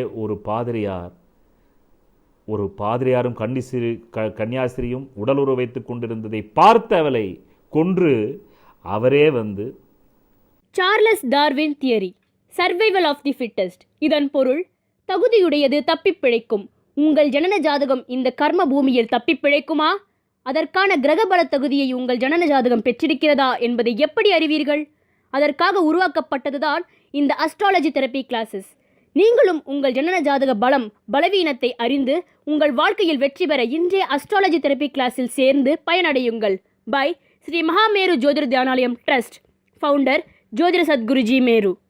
அங்கே இருக்கக்கூடிய அந்த கிணற்றிலே தள்ளிவிட்டார். அதை பார்த்த திருடவன் சொன்ன சாட்சியால் கடந்த 6 மாதங்களுக்கு முன்பு வலைதளங்களில் ட்ரோலானது. அவருக்கு தண்டனை கிடைத்தது. ஆனால் இதை பிடிபடாமல் போயிருந்தால் எத்தனை பேருக்கு இவர் பாவம் செய்துவிட்டு எத்தனை பேருக்கு பாவ மன்னிப்பு வழங்கியிருப்பார், எத்தனை பேருக்கு ஞானஸ்தானம் செய்து வைத்திருப்பார், எத்தனை பேர் தலைகளிலே கை வைத்து ஆமேன் சொல்லியிருப்பார், அல்லுலுயா சொல்லியிருப்பார், கடவுள் உங்களை மன்னித்து விடுவார். இவரே பாவி. இவர் சொல்லுக்கு கடவுள் இறங்குவாரா? இப்படிப்பட்டவர்கள்தான் நீங்கள் வழிபடுகிறீர்கள். அதனால்தான் உங்கள் வாழ்க்கையில் நித்தம் அபிராமிகளும் நித்தம் கொலை செய்யும் மனைவிகளும் காதலிகளும் உங்களுக்கு அமைகிறார்கள். ஆனால் இந்த தீமை அவர்கள் ஆயிரக்கணக்கான வருடங்களாக செய்து வருகிறார்கள். மனிதன் தன் சக்தியை சுத்தமாக்குவதற்கு உதவாமல் மனிதனை மேலும் படைப்பாளியாகி விடாமல் அதை விட்டு அவர்கள் மனிதன் தன் சக்தியை ஒடுக்கவே வற்புறுத்தி வந்திருக்கிறார்கள். ஓர் ஓவிய வகுப்பில் ஆசிரியர் குழந்தைகளிடம் அவர்கள் மனதில் பதிந்த மிகவும் பிரமிப்பூட்டக்கூடிய விஷயத்தை கரும்பலகையில் வரையச் சொன்னார். பொடியன் எழுந்தான், வளைவான ஒரு நீண்ட கோட்டை வரைந்தான். அது என்ன? ஆசிரியர் கேட்டார். மின்னல். சிறுவன் சொன்னான், எப்போது நான் மின்னலை பார்த்தாலும் எனக்கே பிரமிப்பாக இருக்கும், உடனே நான் கத்துவேன். பிரமாதம் என்றார் ஆசிரியர். அடுத்து இன்னொரு சிறுவன், அவன் பெயர் குமார், ஒரு நீண்ட அலையான கோட்டை வரைந்தான். அவன் எப்போதும் கடல்தான் தன்னை பிரமிக்க வைக்கும் என்றான். ஆசிரியர் அதையும் பிரமாதம் என்று நினைத்தார். அடுத்தபடியாக வந்த ஒரு சிறுவன், அவன் அகிலேஷ் என்றவன், கரும்பலகைக்கு சென்றான். ஒரே ஒரு புள்ளியை வைத்துவிட்டு உட்கார்ந்து கொண்டான். அது என்ன? ஆசிரியர் கேட்டார். அது ஒரு மாதம் என்றான் அந்த அகிலேஷ். நல்லது ஆசிரியர், மாதத்தில் பிரமிப்படைய என்ன இருக்கிறது? எனக்கு தெரியாது அகிலேஷ் சொன்னான். ஆசிரியரிடம் சொன்னான், ஆனால் என் சகோதரிக்கு 2 மாதங்கள் விலகிவிட்டது. எங்கள் குடும்பமே பிரமித்து போயிருக்கிறது. அந்த ஆச்சரியம் உலகத்தையே ஒரு மனநல காப்பகமாக்கிவிட்டது. அது வேகமாக வளர்ந்து கொண்டே போகிறது. அது போகிறப்போ வேகத்தில் எல்லா விஞ்ஞான கணக்குகளையும் தோற்கடித்து கொண்டிருக்கிறது. 40 வருடங்களுக்கு முன்னால் இந்தியா சுதந்திரமடைந்த பின்னர் அதன் மக்கள் தொகை 400 மில்லியன் மக்கள். இப்போது 40 வருடங்களுக்கு பிறகு, கிட்டத்தட்ட இப்போது 75 வருடங்களுக்கு பிறகு இப்போது 90 மில்லியன் மக்கள், 40 வருடங்களில் 75 வருடங்களில் 500 மில்லியன் மக்களை நாம் உருவாக்கி இருக்கிறோம். இந்த நூற்றாண்டின் இறுதியில் விஞ்ஞானிகள் கணக்குப்படி முதல் முறையாக உலகத்திலேயே மிகப்பெரிய தேசமாக இருக்கப் போகிறது. இதுவரையில் சீனாவிற்குத்தான் முதலிடம், அது 1 பில்லியனுக்கு மேல் போகும். ஜெயேந்திர சரஸ்வதி குடும்ப கட்டுப்பாடு கருத்தடை கூடாது என்று பேசிக்கொண்டிருக்கிறார். எத்தியோப்பியாவில் நாளும் ஆயிரக்கணக்கில் மக்கள் மடிந்து கொண்டிருக்கிறார்கள். அப்போதும் கூட போப் கருத்தடை கூடாது என்று பேசிக்கொண்டிருக்கிறார். அன்னை தெரேசா கருத்தடை கூடாது என்று பேசிக்கொண்டிருக்கிறார். அதனுடைய விளைவுகளை பாருங்கள். அன்னை தெரேசாவுக்கு அனாதைகள் வேண்டும். அனாதைகள் இல்லை என்றால் அவருக்கு நோபல் பரிசு கிடைக்க எந்த தகுதியும் இல்லாமல் போய்விடும். கருத்தடையை கொண்டு வந்தால் உங்களுக்கு எங்கிருந்து அனாதைகள் கிடைப்பார்கள்? அதுவும் வினோதமாக இருக்கிறது. அவர்கள் கருத்தடையை கண்டிருக்கிறார்கள், அது கடவுளால் உருவாக்கப்பட்டதல்ல என்கிறார்கள். ஆனால் அவர்கள் மருந்தை கண்டுபிடிப்பதில்லை. அதுவும் கடவுளின் படைப்பில்லையே. குறைந்தபட்சம் அவர்கள் உலகத்தை உருவாக்கிய அந்த 6 நாட்கள் மருந்தை பற்றி எதுவும் சொல்லப்படவில்லை. அதாவது அந்த கடவுள் இயேசுவின் தந்தை உருவாக்கிய அந்த 6 நாட்களில் மருந்தை பற்றி எதுவும் சொல்லப்படவில்லை. மருந்து மனிதனுக்கு நீண்ட ஆயுளை கொடுத்திருக்கிறது. சோவியத் யூனியனில் மக்கள் 180வது வயதை தாண்டி இருக்கிறார்கள். அவர்கள் இன்னும் இளமையாக இருக்கிறார்கள். அவர்கள் 2வது நூற்றாண்டை கடக்க எல்லா சாத்தியங்களும் இருக்கின்றன. ஆயிரக்கணக்கான பேர் 150 தாண்டி இருக்கிறார்கள். எந்த மத தலைவரும் அதை கண்டிப்பதில்லை. சொல்ல வேண்டும், மனிதர்களுக்கு ஆரோக்கியத்தையும் நீண்ட ஆயுளும் கொடுக்கும் மருந்துகளை உடனடியாக நிறுத்த வேண்டும், நோய்களை அனுமதிக்க வேண்டும், அது கடவுளால் உருவாக்கப்பட்டது என்று எந்த மத தலைவரும் சொல்வதில்லையே. மருந்தை பயன்படுத்தலாம், மக்கள் இன்னும் ஆரோக்கியமாக இருக்க வேண்டும். இயற்கையாக அவர்கள் அதிக ஆரோக்கியத்துடன் இருந்தால் அவர்கள் இன்னும் அதிக சக்தியோடு காமத்தில் இருப்பார்கள். இப்போதைக்கு இந்த வாரம் விந்து வெளியேற்றத்தின் போது ஏற்படக்கூடிய சுகம் என்ன, அடுத்தபடியாக ஆணுக்கு எப்படிப்பட்ட ஒரு காம இன்பம் இருக்கிறது, பெண்ணுக்கு எப்படிப்பட்ட ஒரு காம இன்பம் இருக்கிறது. மாஸ்டர்பேஷன் செய்த ஒரு அன்பர் துலாம் ராசி என்பர் இடத்திலே வந்தார். அவருக்கான செய்தி சொன்னேன். உண்மையில் எந்த பெண்ணை பார்த்தும் ஒரு ஆண் கவர்ச்சி அடைவது, கடைசியில் அந்த பாலையா திருவிழல் சொன்னாரே, நிற்கும் பொருள் அசைந்தது என்ற சுகத்திற்காகத்தான் பெண்ணின் அங்கங்கள் முன் தூண்டுதல், இறுதி விந்து வெளியேற்றத்தில் வரக்கூடிய அந்த நோ மைண்ட், எண்ணங்களற்ற நிலை. எவ்வளவோ பிரச்சனைகள் இருக்கும், அந்த பிரச்சனைகள் எல்லாமே அந்த கணத்தில் மறைந்துவிடும். இயற்கையாக அதுதான் பேரானந்தம், அதனால்தான் அது பேரின்பம். ஆனால் அது ஒரு கணம் கிடைப்பதால் தான், அதற்காக ஏங்கிதான் சித்தர்கள் அமர்ந்து குண்டலினியை உருவாக்கி மூலாதாரம், சுவாதிஷ்டானம், மணிபூரகம், அநாதகம், விஷுக்தி, ஆஞ்சா, சகசிரார், இப்படி ஒவ்வொரு சக்கரத்திற்கு போகும்போது ஒவ்வொரு உருவங்களை கண்டார்கள். அதுதான் கணபதி. அந்த கணபதி தான் மூலாதாரத்தில் தென்பட்டார். அதன் பிறகு அவருக்கு தென்பட்டது திருமால், பிறகு திருமால் மகாலட்சுமி, பிறகு அதற்கு மேல் அவர்களுக்கு தென்பட்டது மகேஸ்வரன், மகேஸ்வரி. இப்படி 6 ஆதாரங்களில் அவர்களுக்கு தென்பட்ட உருவங்கள் தான் உருவ கடவுள்களாகின. அதைத்தான் அந்த ஜோதிட சித்தர்கள் அதிதெய்வம் என்றார்கள். இது தெய்வம் அல்ல, இது நிஜத்தில் வாழக்கூடிய கடவுள் அல்ல. ஆனால் நாங்கள் தியானம் செய்யும் போது அந்த உருவங்கள் எங்களுக்கு தென்பட்டது, சிவலிங்கம் தென்பட்டது. காரணம், நீங்கள் உங்கள் தாய் தந்தையினுடைய லிங்க யோனிக்குத்தான், உங்களுடைய தாயின் யோனிக்கும் உங்கள் தந்தையின் லிங்கத்திற்குத்தான் பிறந்திருக்கிறீர்கள். அதுதான் அவர்களுக்கு அங்கே தென்பட்டது, அதுதான் சிவலிங்கம் ஆக்கினார்கள் என்பதை பற்றி அடுத்த வாரம் விரிவாக பஞ்சபட்சி சாஸ்திரத்தை உருவாக்கிய 18 சித்தர்களுடைய குண்டலினி யோகத்தை பற்றி நான் பேச உள்ளேன். இந்த வாரம் முதல் உங்களுக்கு 360 டிகிரிக்கு பலன் சொல்லப் போவதில்லை. என் நோக்கமே ராசி பலன் சொல்வதல்ல. என் நோக்கமே நான் அடைந்த ஞான அனுபவத்தை உங்களுக்கு சொல்வதுதான். உண்மையிலேயே உங்களுக்கு உங்கள் வாழ்க்கையை சீராக்கி கொள்ள வேண்டுமென்றால் என்னிடத்திலே வந்து உங்கள் ஜாதகத்தை காண்பித்து, ஒரு நாள் காண்பித்து விட்டு அல்ல, தொடர் நட்புறவில் இருந்து உங்களை மேம்படுத்திக் கொள்ளுங்கள். இந்த ராசி பலன் சொல்வது எனக்கு ஒரு சாக்கு. அதன் மூலமாக நான் அடைந்த சத்திய உண்மைகளை உங்களுக்கு தெரிவிப்பதற்கு இதற்கு ஒரு வழி. எப்படி ஓஷோ வந்து பாம்பேவில் பாரதிய வித்யா பவனில் போய் அவர் தேடினார் சத்தியத்தை சொல்வதற்கு. ஏனென்றால் நான் இப்போது நிரம்பி வழிகிறேன். என்னுடைய 2 பூர்வ புண்ணியங்கள் எனக்கு தந்த ஞான பொக்கிஷங்கள் என்னிடத்தில் அளவற்று இருக்கிறது. அதை நான் யாருக்காவது தரவில்லை என்றால் செத்து விடுவேன். அதனால்தான் நான் பேசிக்கொண்டிருக்கிறேன். புத்தர் சொன்னால், நீங்கள் ஞானம் பெற்ற பிறகு கருணையோடு இருங்கள். இப்போது கடந்த 5 ஆண்டுகளாக நான் உங்களுக்கு பணவரவு நாட்களை தந்திருக்கிறேனே, அந்த நாட்களில் தான் எனக்கு சம்பளம் போடுகிறார்கள் ஐயா என்று ஒரு பெண்மணி வந்து எனக்கு வந்து கமெண்ட் போட்டிருக்கிறார். அதையும் நான் வந்து கம்யூனிட்டி பேஜ் ஷேர் செய்திருக்கேன். இது எப்படி சாத்தியமாகிறது? இதுதான் ஒரு சைக்கிள். எப்படி வந்து மழை ஒரு சைக்கிள், சூரியன் வந்து கடல் நீரை வந்து ஆவியாக்கி அது வந்து மேகங்களாக மாறி மழை பெய்கிறது. அதே போல் தான் பணவரவு நாட்கள். எல்லா உயிர்களும் வாழ வேண்டும் என்பதற்காகத்தான் அந்த பணவரவு நாட்கள் தருகிறது. அதிலேயே பல பிறவிகளாக அந்த பணத்தின் பால் மோகம் கொண்டு, பணத்தின் பால் வந்து திறமை கொண்டு பிறந்த ஆத்மாக்களுக்கு ஜாதகத்திலே அதே போல் வந்து பணத்தை சம்பாதிக்க வேண்டும், கிரகங்கள் போய் நன்றாக அமையும். லக்னாதிபதி, பூர்வ புண்ணியாதிபதி, பாக்யாதிபதி, தனாதிபதி, லாபாதிபதி, தொழில் ஸ்தானாதிபதி, சுகாதிபதி அமையும் போது அவர்கள் 1000 கோடி, 10,000 கோடி, லட்சம் கோடி என்று சேர்த்து விடுகிறார்கள். நான் பெரும் பணக்காரர்களோடு சேர்ந்திருக்கிறேன். லாட்ரி டிக்கெட் மார்ட்டின் அந்த குடும்பமே நான் தான் ஜோதிடம் பார்க்கின்றேன்.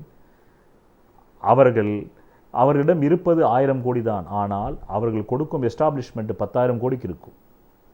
அவர்கள் 10,000 கோடி அடைந்தவுடன் லட்சம் கோடிக்கு தருவார்கள். லட்சம் கோடிக்கு அடைந்தவுடன் 10 லட்சம் கோடிக்கு தருவார். டிஆர் என்னுடைய நண்பர் ஒரு ஆடிட்டர் வந்து, ஒரு ஆடிட்டர் ஆகட்டும், ஒரு வக்கீல் ஆகட்டும், ஒரு டாக்டர் ஆகட்டும், டாக்டர் பெட்ரூம் வரலும் போகலாம், ஆடிட்டர் வந்து ஆஃபீஸ் ரூம் வரலும் தான் போகலாம்.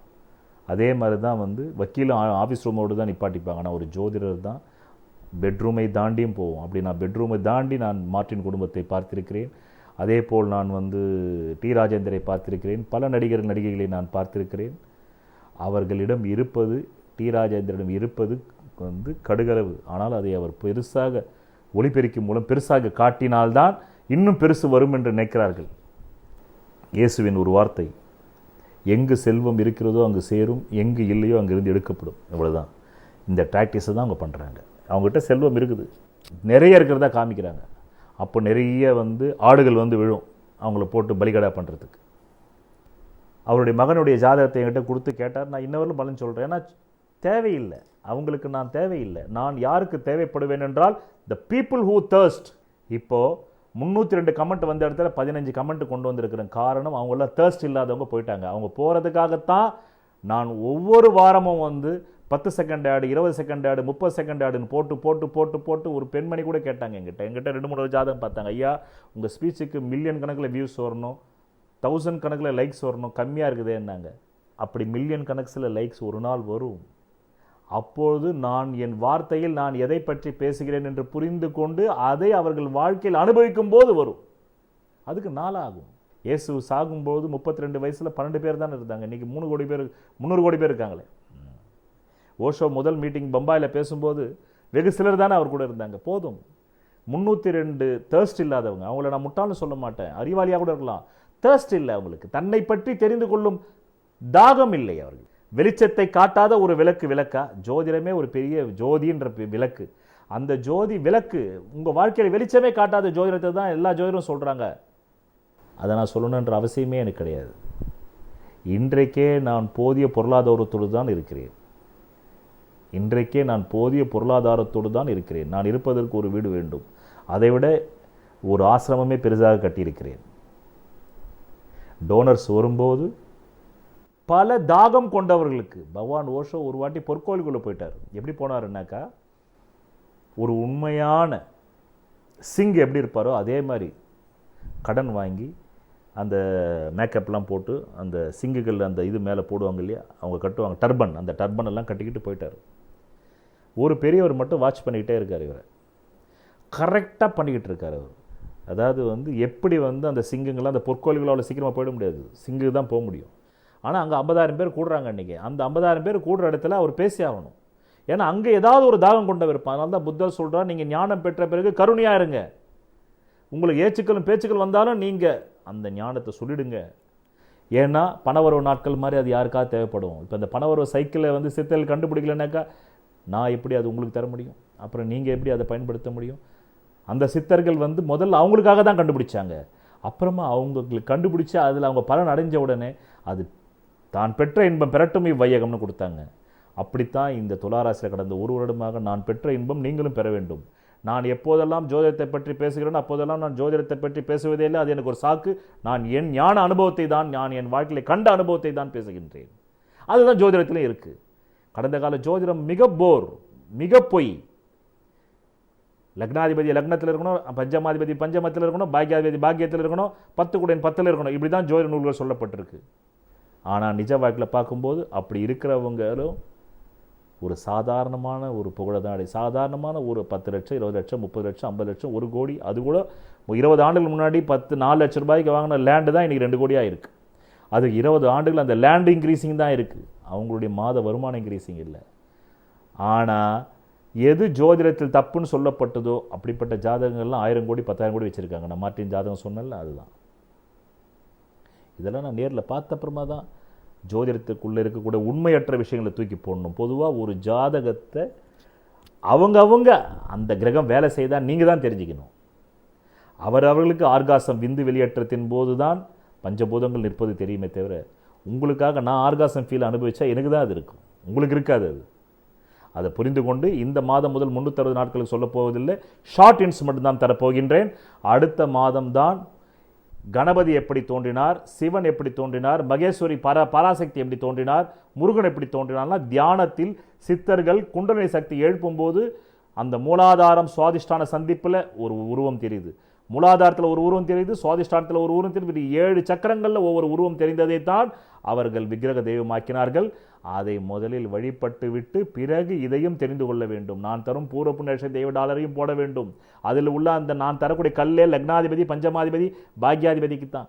உங்கள் மனம் உள்மனம் ஆழ்மனம் அதனால் தூண்டப்பெறும். அது தூண்டப்பெற்ற பிறகு நீங்கள் இடத்திலே வருவீர்கள். அப்போது நான் உங்களுக்கு குண்டலினியை பிரயோகித்தால் அது உங்களுக்கு உங்களுடைய பல ஜென்ம வாழ்க்கையில் நீங்கள் இப்படித்தான் இருந்திருப்பீர்கள் என்பது அளவிற்கு உங்களுக்கு நான் பயிற்சி பற்றைகளை தயார் செய்து வைத்துள்ளேன். ஆக இப்போது இந்த மாதத்தினுடைய ராசி பலனுக்கு வருவோம். என்ன துலாம் ராசி அன்பர்களே, இப்போ இந்த மாசத்தினுடைய முக்கிய நிகழ்வுகள் சொல்றேன் நான் உங்களுக்கு. இந்த மாதம் உங்களுக்கு முத்தான ஒரு 6 பலன் சொல்றேன். கடந்த 5/4/2021 இருந்து 14/9/2021 நீங்கள் பல விதத்திலையும் அவதிப்பட்டிருப்பீர்கள். அந்த அவதி என்பது கைக்கு எட்டியது வாய்க்கு எட்டவில்லை. நல்லா கவனிக்கணும், கைக்கு எட்டியது வாய்க்கு எட்டவில்லை, அவ்வளவுதான். கைக்கு எட்டியது வாய்க்கு எட்டவில்லை என்பதுதான் 5/4/2021 முதல் 14/9/2021 வரையில். மேலும் இப்போ உங்களுக்கு குரு பகவான் 4ஆம் இடத்துக்கு வந்தார். எப்போ வந்தார்? 14/9/2021 டு 22/11/2021. இப்போல்லாம் நான் இந்த குரு பகவான் 4க்கு வந்தார் 5க்கு வந்தார் அதை கூட சொல்கிறதில்லை நான். ஏன்னா அது உங்களுக்கு தேவையில்லாத, அதை நீங்கள் தெரிஞ்சுக்கிட்டு மேலும் தவறான பாதையில் தான் போவீங்க. அதனால தான் வெறும் பலன் சொல்லிடுறேன். நீங்கள் முதலில் அடிப்படை பேசிக்கிலிருந்து வரணும். ராசி பலனிலிருந்து எவனுமே ஜோதிடம் கற்றுக்க முடியாது, அது புரிஞ்சுக்கிங்க. நீங்கள் ஏதோ நான் சத்தியத்தை சொல்ல வேண்டும் என்றனால்தான் இவ்வளோ மெனக்கெட்டு உங்களுக்கு பழிக்கிற மாதிரி நான் சொல்கிறேன். ஏன்னா நீங்கள் எல்லாருமே ரோபோ. ராசி பலனை பார்க்குற எல்லாருமே ரோபோஸ். பொதுவாகவே மக்கள் ரோபோஸ். ராசி பலனை பார்க்குறவங்க 200% ரோபோஸ். நீங்கள் மெல்ல மெல்ல அங்கிருந்து ஜனன ஜாதகத்தை என்கிட்ட தெரிஞ்சுக்க வருவீங்கன்றதுக்கு தான் நான் இதையே சொல்கிறேன், இல்லைனா இதையே சொல்ல மாட்டேன். ஆனாலும் இதில் நான் சொல்லி இவ்வளோ விஷயம் பழிச்சிருக்குன்னு சொல்கிறதுக்கு காரணம் என் ஜாதகத்தில் 9 கிரக பலம், என் வாக்குஸ்தான பலம். 14/9/2021 டு 22/11/2021 இந்த காலகட்டம் முழுக்க முழுக்க உங்களுக்கு சொத்துக்கள் விற்பனை செய்யலாமா அப்படின்ற சிந்தனையும், தாயார் உடல்நல தாயாரின் உடல்நல உபாதைகளும், சொத்துக்களில் பிரச்சனைகளும், வண்டி வாகன விபத்துகளையும் சந்திக்கக்கூடிய ஒரு காலம். இடப்பெயர்ச்சி, இங்கிருந்து நம்ம வெளி மாநிலம் ஒரு 100 கிலோமீட்டரு ஒரு 200 கிலோமீட்டரு அப்படி போகலாமா அப்படிங்கிற அளவுக்கு ஒரு சிந்தனை உள்ள ஒரு காலம்தான் 14/9/2021 டு 22/11/2021. பிறகு 21/10/2021 டு 4/12/2021 இந்த காலகட்டம் உங்கள் மனைவிக்கும் உங்கள் தாயாருக்கும் சண்டை சச்சரவுகள், அடி தடி கலாட்டா கச்சரா, போலீஸ் ஸ்டேஷன் போகிறதுக்கு அதிகாரம் உண்டு. அதே மாதிரி இந்த காலகட்டத்தில் மனைவியும் கணவனும் சேர்ந்து 2 வீலர்லேயோ 4 வீலர்லேயோ போனால் வண்டி வாகன விபத்துகள் ஏற்பட வாய்ப்புண்டு. அடுத்தபடியாக 31/10/2021 டு 9/12/2021 வரை உங்களுக்கு முழுக்க முழுக்க உதவி செய்வதற்கு ஒரு பெண் மூலமான சில பொருளாதார உதவிகள் கிடைக்கும். 3/11/2021 டு 21/11/2021 இந்த காலகட்டம் முழுக்க முழுக்க உங்களுக்கு பெரிய மனிதர் மூலமாக ஒரு உதவி கிடைக்கும். நீங்கள் குருவாகவோ தந்தையாகவோ உங்களுக்கு தொழில் கற்றுக் கொடுத்த ஆசானாகவோ நினைக்கக்கூடியவர் மூலமாக கிடைக்கும். சில பேருக்கு வெளிநாடு பிரயாணம் கிடைக்கும். இந்த நேரத்தில் சில பேருக்கு குழந்தை பாக்கியம் கிடைக்கும். கல்வி பயிலும் மாணவ மாணவியராக இருந்தால் அவர்களுக்கு கல்வி பயிலக்கூடிய வாய்ப்புகள் இந்த காலகட்டத்தில் ஏற்படும். அடுத்தபடியாக ஒவ்வொரு மாதமும் ஆரம்பிக்கும் போது உங்களுக்கு அந்த அல்டிமேட் மோட்டிவ் எங்கேயோ ஒரு இடத்துலேருந்து ஆரம்பிக்கும். இந்த மாதம் நம்ம இதை செஞ்சு முடிக்கணும். அப்படி இந்த மாதம் உங்களுக்கு ஏற்படுறது குடும்பத்தில் பொருளாதார வளர்ச்சியை மீண்டும் ஓரளவுக்காவது கை கடிக்காத அளவுக்கு ஓடணும் அப்படின்ற ஒரு சிந்தனையில் ஆரம்பிக்குது. நிறைய பொய் சொல்ல வேண்டியது இருக்கும். லட்சியத்துக்காக சொல்லுங்கள். பிறகு பணம் உங்களுடைய தொழில் மூலமாகவும் அடுத்தபடியாக உங்களுடைய திடீர் அதிர்ஷ்டத்தின் மூலமாகவும் இந்த மாதம் முடியும் போது ஏதோ கொஞ்சமாவது சேமிச்சோன்ற மாதிரி முடியும். வருகின்ற 2021 நவம்பருக்கு மேலே அடுத்த 6 மாதத்துக்குள்ள குழந்தை பாக்கியத்துக்காக ஏங்கி கொண்டிருந்தவர்களுக்கு குழந்தை பாக்கியம் ஏற்படும். ஏதோ பல அதாவது உங்களுடைய முன்னோர்கள், ஆமாம், அதே மாதிரி உங்களுடைய விரோதி கூட இந்த மாதம் உங்களுக்கு கொஞ்சம் ஹெல்ப் பண்ணுவார். ஏதோ ஒரு ஆவி அந்த விரோதி மூலமாக உங்களுக்கு நன்மை பண்ண மாதிரியே இருக்கும். பிறகு இந்த மாதம் தூரதேச பிரயாணம், பிறகு திருமணம் நடக்காதவர்களுக்கு திருமணம் பாக்கியம் கிட்டுவது, இப்படிப்பட்ட சில நற்பலன்களும் ஏற்படும். மொத்தத்தில் இந்த மாதம் மனசஞ்சலத்தில் ஆரம்பித்து பொருள் வரவில் முடியும். நான் முன்பே சொன்னதுதான், 2021 நவம்பர் முதல் 2022 ஏப்ரல் வரலும் உங்களுக்கு நல்ல காலம். குரு 5ல் குரு கெஞ்சினாலும் கிடைக்காது, அந்த இடத்துல உட்காந்துருக்காரு. இது நான் சொல்லக்கூடாது, இருந்தாலும் முன்கூட்டி சொல்லி பின்னாடி காப்பாற்றுறது தானே. நீங்கள் அடிப்படை ஜனஜாதத்தைப்படி தான் வேலை செய்யும். அது நீங்கள் என்கிட்ட கொண்டாந்து காட்டுங்க, அப்போ தான் நீங்கள் தெளிவடைய முடியும். மந்திரத்தில் மாங்காய் பறிக்க முடியாது இல்லை என்றைக்குமே, அது புரிஞ்சுக்கணும். நான் அருணாச்சலத்தோடு தொடர் 12 வருடங்கள் பேசி, சிவாமேனோட தொடர் 12 வருடங்கள் பேசி, பிறகு இன்றைக்கி உங்கள் தலையெழுத்தை சொல்லிக்கிட்டு இருக்கேன். நீங்கள் ஒரு மணி நேரம் என்னுடைய பேச்சை 2 மணி நேரமும் 1 மணி நேரம் கேட்டுட்டு எப்படி நீங்கள் ஆக முடியும்? ஆக முடியாது. உங்கள் ஜன ஜாதகத்தை நீங்கள் ப்ராக்டிஸ் செய்யணும், அப்போ தான் நீங்கள் ஆக முடியும். அந்த ப்ராக்டிஸ் செய்கிறதுக்கான அந்த டேஸ்ட் கொடுக்குறேன். அதுதான் நான் முன்னாடியே சொன்னேன். என்னுடைய 2018 பதிவில் 302 கமெண்ட் 15 ஆக்கியிருக்கேன். இப்போ இந்த 15 பேர் தான் தாகம் உள்ளவங்க, அவ்வளோதான். இன்னும் நான் பேச இந்த 15 எவ்வளோ குறையணும்னு தெரியாது எனக்கு ஒன்று இருந்தால் கூட போதும், அவ்வளோதான். ஓஷோ சொன்ன மாதிரி தான், முதல்ல நீ உன் கையில் இருக்கிற விதையை எங்கெங்கே முளைக்குதோ அங்கங்கே முளைக்கட்டும்.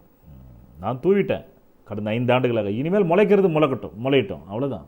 இயேசுவே சொன்னார், நான் வீசுவது சில இடங்களில் பாறைகளில் போய் விழுது. 6, 8, 12 பாறைகள், 302, அதாவது 6, 8, 12 இருக்கிற கிரகங்கள் தீயத்தன்மை செய்கின்றாங்களா, அது பாறைகள். அது பாறைகள், அந்த இடம் பாறைகள். அந்த பாறைகளில் கூட ஊற்று கொண்டு வர முடியும். சில பாறைகள்லேருந்து ஊற்று வருது, எப்படி வருது? 5 ஃபால்ஸ்லேருந்து. அது நீங்கள் ஞானம் பெற்றுட்டால் அந்த பாறைகளிலிருந்தும் நீர் சுரக்கும். அந்த ரசவாதத்தை தான் நான் செஞ்சுக்கிட்டு இருக்கேன். அதனால் இந்த 302 பேரும் நான் தூங்கினதுலேருந்து வெளியே போயிட்டாங்க. அவங்களுக்கு அந்த சத்தியம் தேவைப்படலை. அவங்க மொமெண்ட்ரி இன்ட்ரெஸ்ட்டு, ஆமாம், வாழ்க்கையில் மொமெண்ட்ரி இன்ட்ரெஸ்ட் உள்ளவங்க எப்போவுமே மொமெண்ட்ரி இன்ட்ரெஸ்ட்லேயே இருந்து அப்படியே செத்து போவாங்க. அவங்க வெஜிடபிள்ஸ் வாழ்க்கை. என்ன வாழ்க்கை? அவங்க வெஜிடபிள்ஸ், காய்கறி வாழ்க்கை. திடீர்னு ஒரு நாள் இறந்துருவாங்க, அவ்வளோதான். அவங்களுக்கு அதை பற்றிலாம் எதுவும் கவலையும் இல்லை. ஆனால் தாகம் கொண்டவர்கள் தங்கள் வாழ்க்கையில் தங்கள் வாழும் காலத்திலேயே தங்களை மாற்றிக்கொள்ள வேண்டும். தங்களுக்கு 12 பாவ செல்வ செழிப்புகளை தெரிந்து கொண்டு அதை வாழ்க்கையில் அனுபவித்து உய்ய வேண்டும் என்பதுதான் இவ்வளோ விளக்கம் கொடுத்தேன். ஆக மொத்தத்தில் இந்த மாதத்தை பொறுத்தவரையிலும் உங்களுக்கு நல்ல மாதமாகவே இருக்கிறது. பணம் 3 வகையில் வரும். ஒன்று திடீர் அதிர்ஷ்டம், இன்னொன்று தொழில் மூலமாக, இன்னொன்று சேமிப்பு. அதை சேமிக்கிற அளவுக்கு பணம் வரும். நீங்கள் எச்சரிக்கையாக இந்த மாதம் இருக்க வேண்டியது கடன், வழக்கு, நோய் விஷயத்தில். ஆக இந்த பதிவின் கடைசியில் பணவரவு நாட்கள் தரப்படும். அந்த நாட்களில் மட்டும்தான் உங்களுக்கு பணம் வரும். அதே போல் சந்திராஷ் நாட்களில் தான் உங்களுக்கு பிணி, பிறகு பிரச்சனைகள் சூழும்.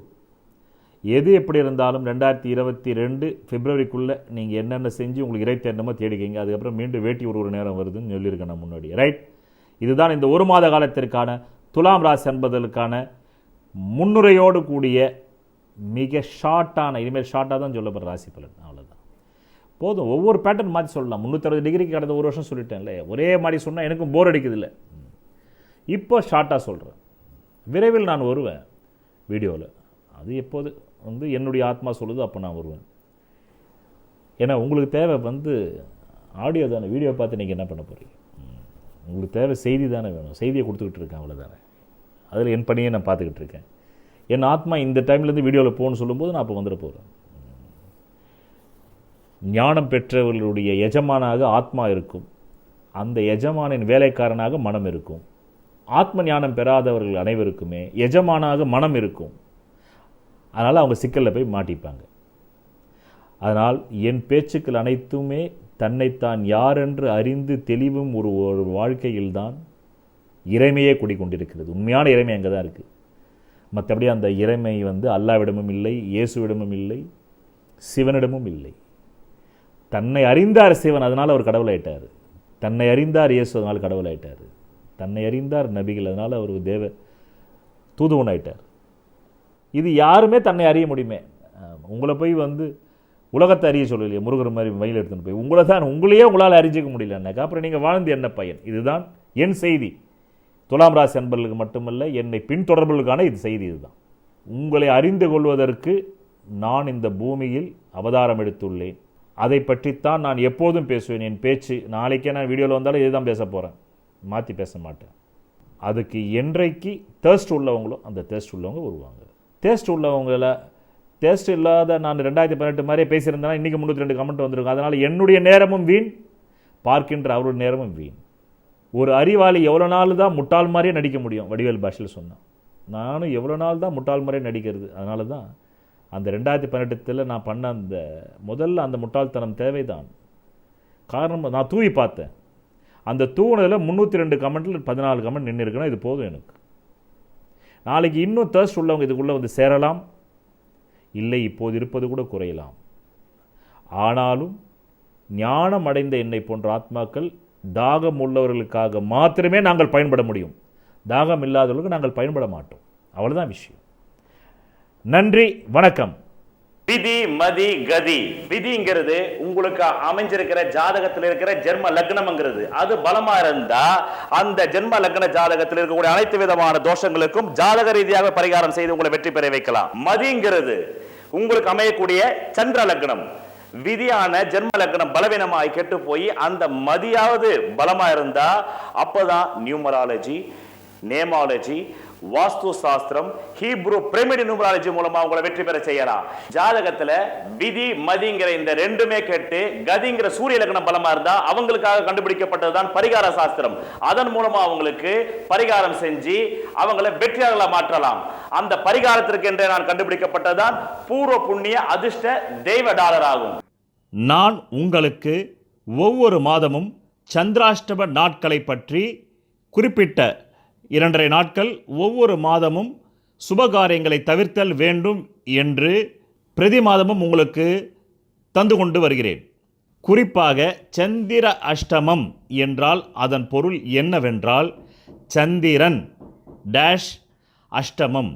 சந்திரன் உங்கள் ஜென்ம ராசிக்கு 8ஆம் இடத்திலே சஞ்சாரம் செய்யும் அந்த 2.5 நாட்களில்தான் உங்கள் மனம் பல விபரீதமான கற்பனைகளை செய்து கொள்ளும். உங்கள் உடலும் நோய்வாய்ப்படுவதற்கான அறிகுறிகள் தென்படும். அந்த நாட்களில் உங்கள் உள்ளத்தையும் உடலையும் பேணி பாதுகாத்து கொள்வதற்குத்தான் அந்த சந்திராஷ்டம நாட்கள் தரப்படுகின்றது. மேலும் அந்த நாட்களில் எந்த விதமான சுபகாரியங்களும் நீங்கள் செய்தல் கூடாது. விழிப்புணர்வை கடைபிடித்து அந்த 2.5 நாட்களில் எந்த பேராபத்தும் உங்களை அண்டாமல் பாதுகாத்து கொள்வதற்குத்தான் இந்த நாட்கள் உங்கள் நலன் கருதி தரப்படுகிறது. அடுத்தபடியாக பணவரவு நாட்கள். அந்த பணவரவு நாட்கள் என்பது உங்கள் அடிப்படை ஜாதகத்திலே தற்காலத்தில் நடைபெறும் அதிர்ஷ்ட திசையாக இருந்தால் தேவைக்கு அதிகமாகவும், நடுத்தர திசையாக இருந்தால் தேவைக்கு ஏற்பவும், நடுத்தரத்தை விட கீழான திசையாக இருந்தால் அசுப பலன்களை தரக்கூடிய திசையாக, புத்தியாக, அந்தரமாக, சூட்சுமமாக இருந்தால் தேவைக்கு குறைவாகவும் பணம் கிடைக்கும். இதை முன்கூட்டியே தெரிந்து கொண்டால் நீங்கள் திட்டமிட்டு செயல்பட்டு சில காரியங்களை வெற்றி பெறலாம் என்பதற்காக இதையும் தரப்படுகிறது. நன்றி, வணக்கம். ஒரு மனிதன் அவன் ஜாதகத்தை அறிந்து கொண்டால் தான் அவன் வாழ்க்கையில் வெற்றி நிச்சயம். சொல்வதெல்லாம் பலிக்கும் அபூர்வ வாக்கு சக்தி பெற்றவர் மெஹ்ரு அவர்கள். உங்கள் வாழ்க்கையில் பணம், புகழ், பதவி, திருமணம், குழந்தை பேறு, உயர்கல்வி, வெளிநாட்டு யோகம், கலைத்துறையில் வெற்றி, அரசியலில் வெற்றி போன்ற இன்னும் எண்ணற்ற உங்கள் வாழ்வின் கேள்விகளுக்கு ஒரு மனிதன் அவன் ஜாதகத்தை எப்படி அறிந்து கொள்வது? கான்டாக்ட் ஜோதிட Sadguruji Mehru.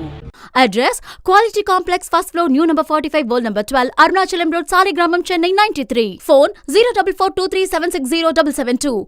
Contact 9952959962, 98409 57612. Website www.srimeheru.org.